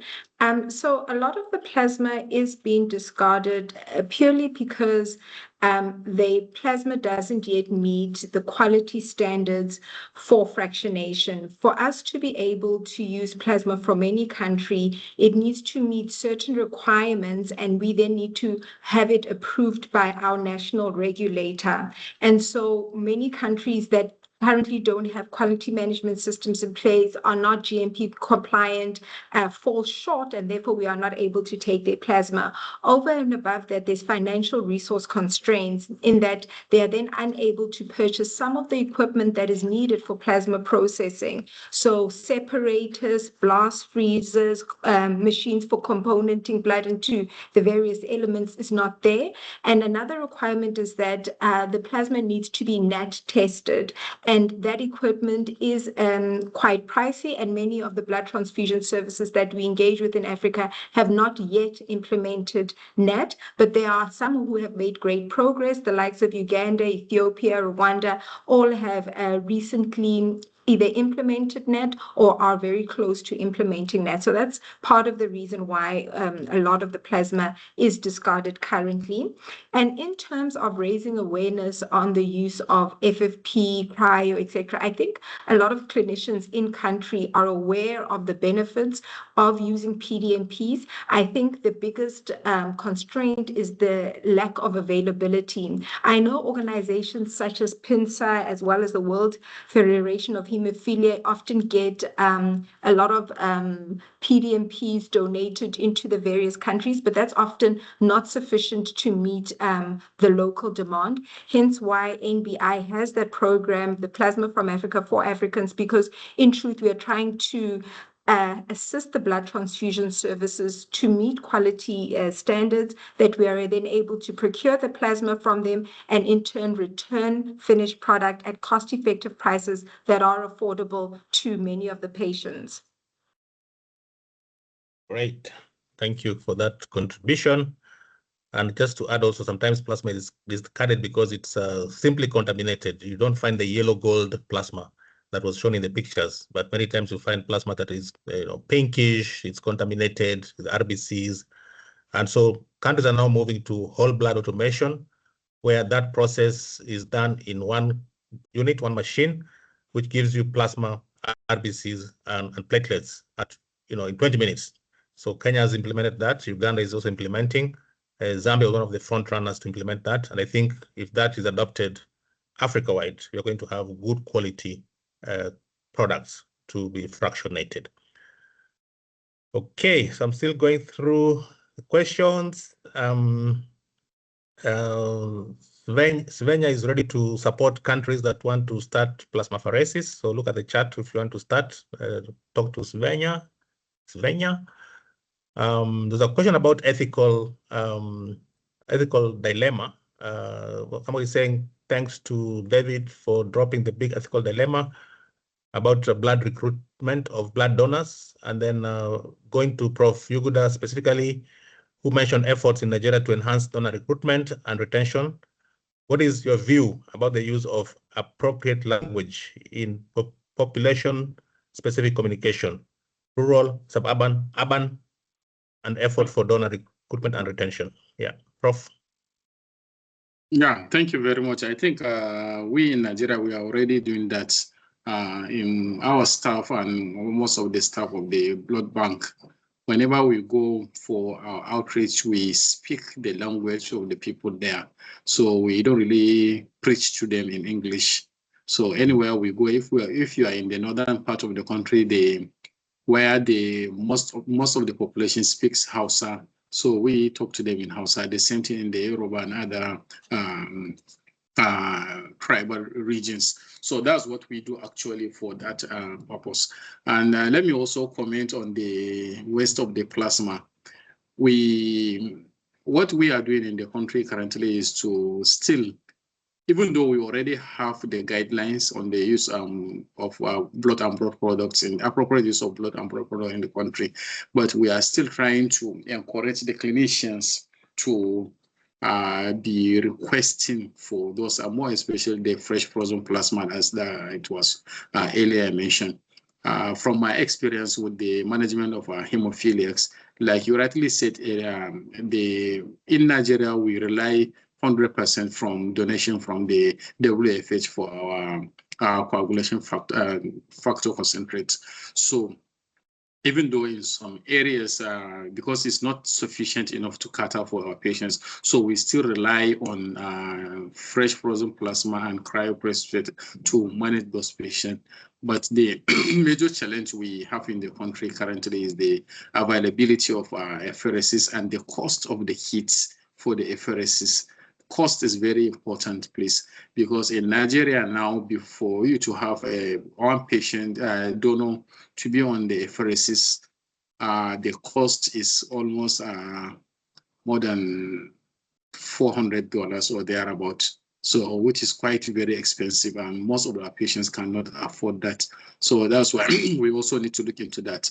So we are currently in touch with some of the companies to see that we have at least the call centrifuges and then the plasmapheresis, that are at least our centers, we can start collecting the specific blood product from the donors instead of collecting the whole blood and the plasma is being wasted. Thank you very much. Yeah, thank you very much for those answers. And I think we have 7 minutes left, so briefly going to the parting shots. But before that, just one burning question that I had. In terms of exporting plasma products from countries, there are very many countries in Africa today that have put obstacles. One cannot export blood or plasma cross-border, and that limits the market size of these countries in terms of fractionation. Are there any bold steps you're taking as African countries to open up this space? Prof, you could have, maybe I can start with Nigeria. Can you export blood products outside Nigeria?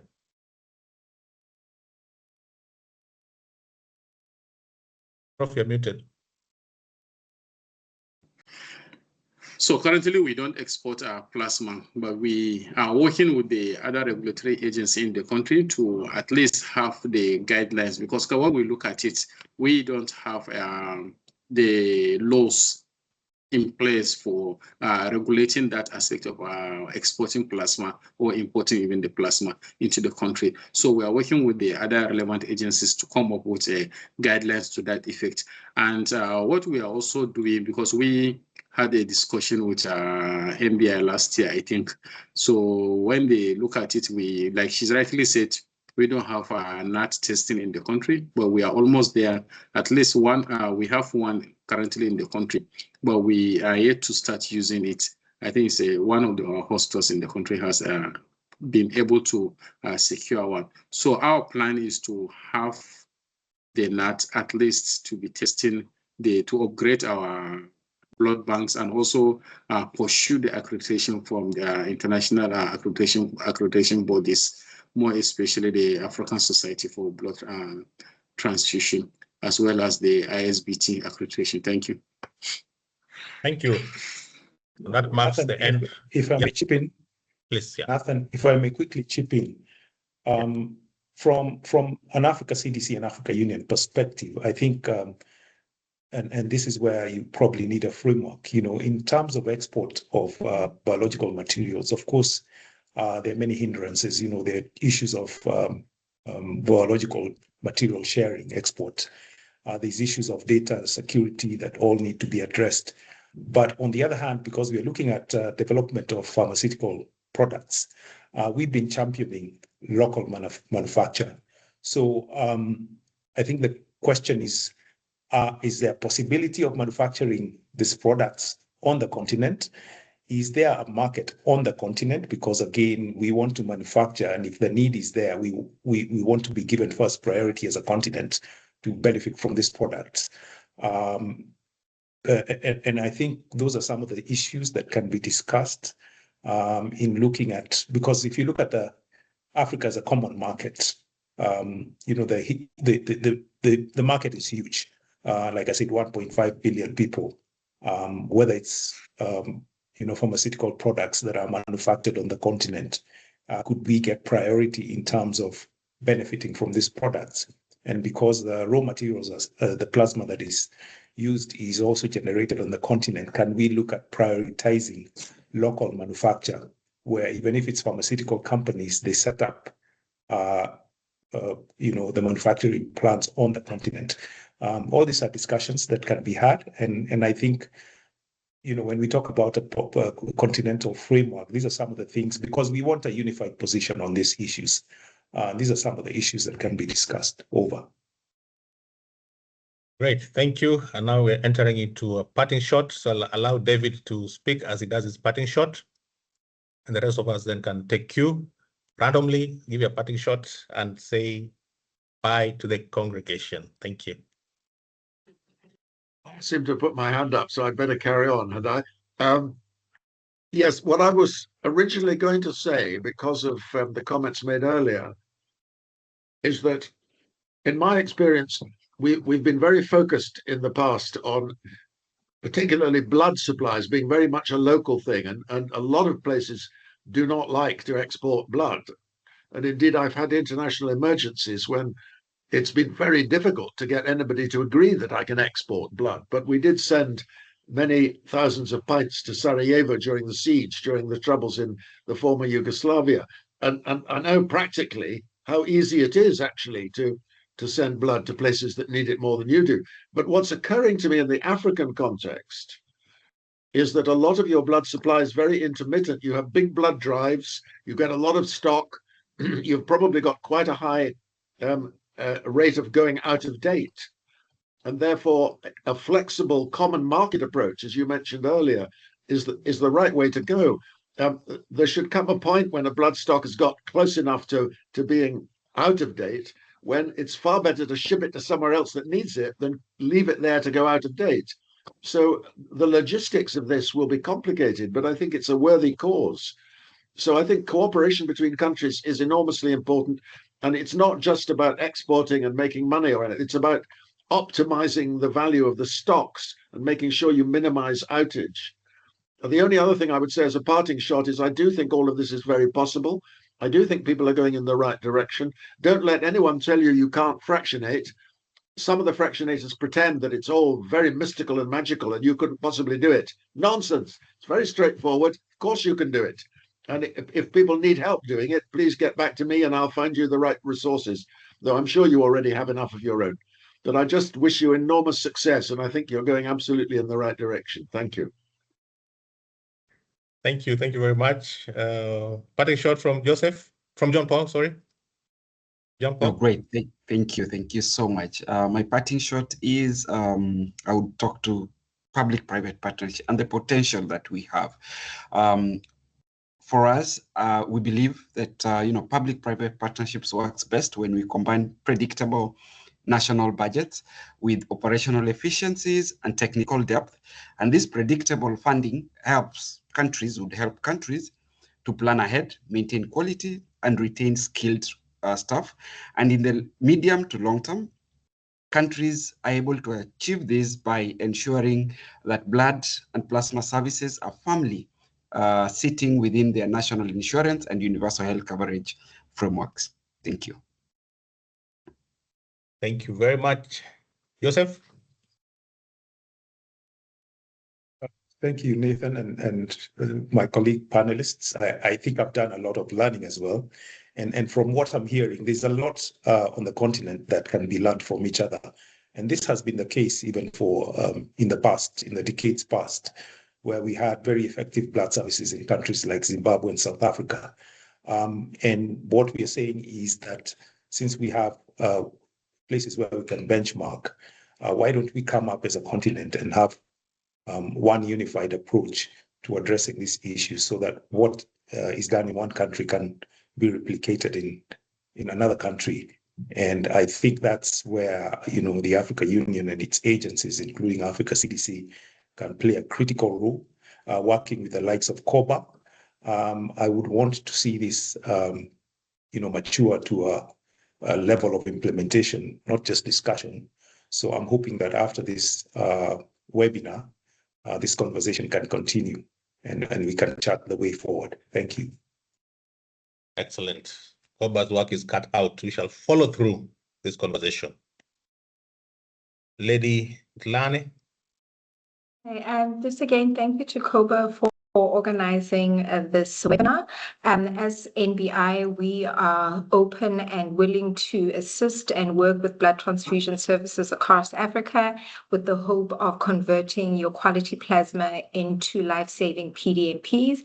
I think in Africa, there's a lot of recovered plasma that is currently not being utilized, and that is the low-hanging fruit that we should focus our attention on, because that will also ensure that PDMPs are able to go back into country at cost-effective prices, whilst incentivizing donors with small gifts is fine, and even compensating them for transport is fine. That is done by a lot of successful blood transfusion services.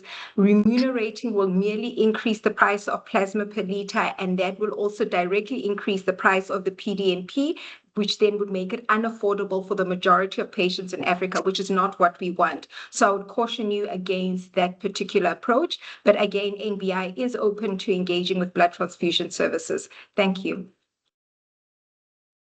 Thank you very much. Well noted, Prof. Last but not least. Yeah, thank you very much. I think my final word is like we highlighted, is coming together to work together. Let me just share a brief experience that we had in the country. This project that I was telling you about, the Save Blood project in Africa, in Nigeria, for the training school that we established. It actually started from a local hospital, that's the Aminu Teaching Hospital in Kano, who got a grant from the technical support from Institute of Medicine, Transfusion Medicine, University of Greifswald, Germany. So they have been working together in that hospital to improve the blood transfusion service in the hospital for the past 10 years. So when we now look at the successes that have been recorded there, so we now decided to, okay, why can't we export this technology and this advancement to other centers? And that's how we now sat down together, the three of us, the agency, the University of Greifswald, Germany, and the Aminu Teaching Hospital, Kano. So we sat down together and now look at what they have achieved there and now trying to export it to other hospitals in the country. So I'm just trying to highlight the power of our collaboration. So we can do it together as Africa, and we can come together and look at the solutions to see how to improve our system. Just look at what is happening in the Eurozone. It's exactly what we are talking about. They are always working together, but we in Africa usually likes working independently, so which is also affecting the outcome and the blood transfusion service across the African sub-region. Thank you very much. Great, thank you for that. I can see our time is really run out. It's 17:05 local time. I'll now ask Saloni to close. For me, I think Africa CDC, ball is in our court. Former task force include private sector, member states. Let's move and achieve these objectives. We are the people, we have the power, we have the willingness. Let's go for it. Thank you, Saloni. So thank you so much, panelists, to our delegates. Thank you for joining today's webinar. We have heard valuable insights and engaging discussions, and we look forward to continuing this important conversation. Once finalized, everyone, the webinar report will be shared with all the participants. So don't worry, you will be getting all this information that has been said by all our wonderful panelists. And I know there were some questions that were not answered, but please look out on CoBA's social media because we will be answering those unanswered questions. And please stay connected with us through the email address and phone number that is being displayed on your screen. We would greatly appreciate your feedback on today's session by scanning the QR code provided. Thank you once again for your time and participation to all, and wishing you all a wonderful evening ahead. Asante sana. Thank you. Bye-bye.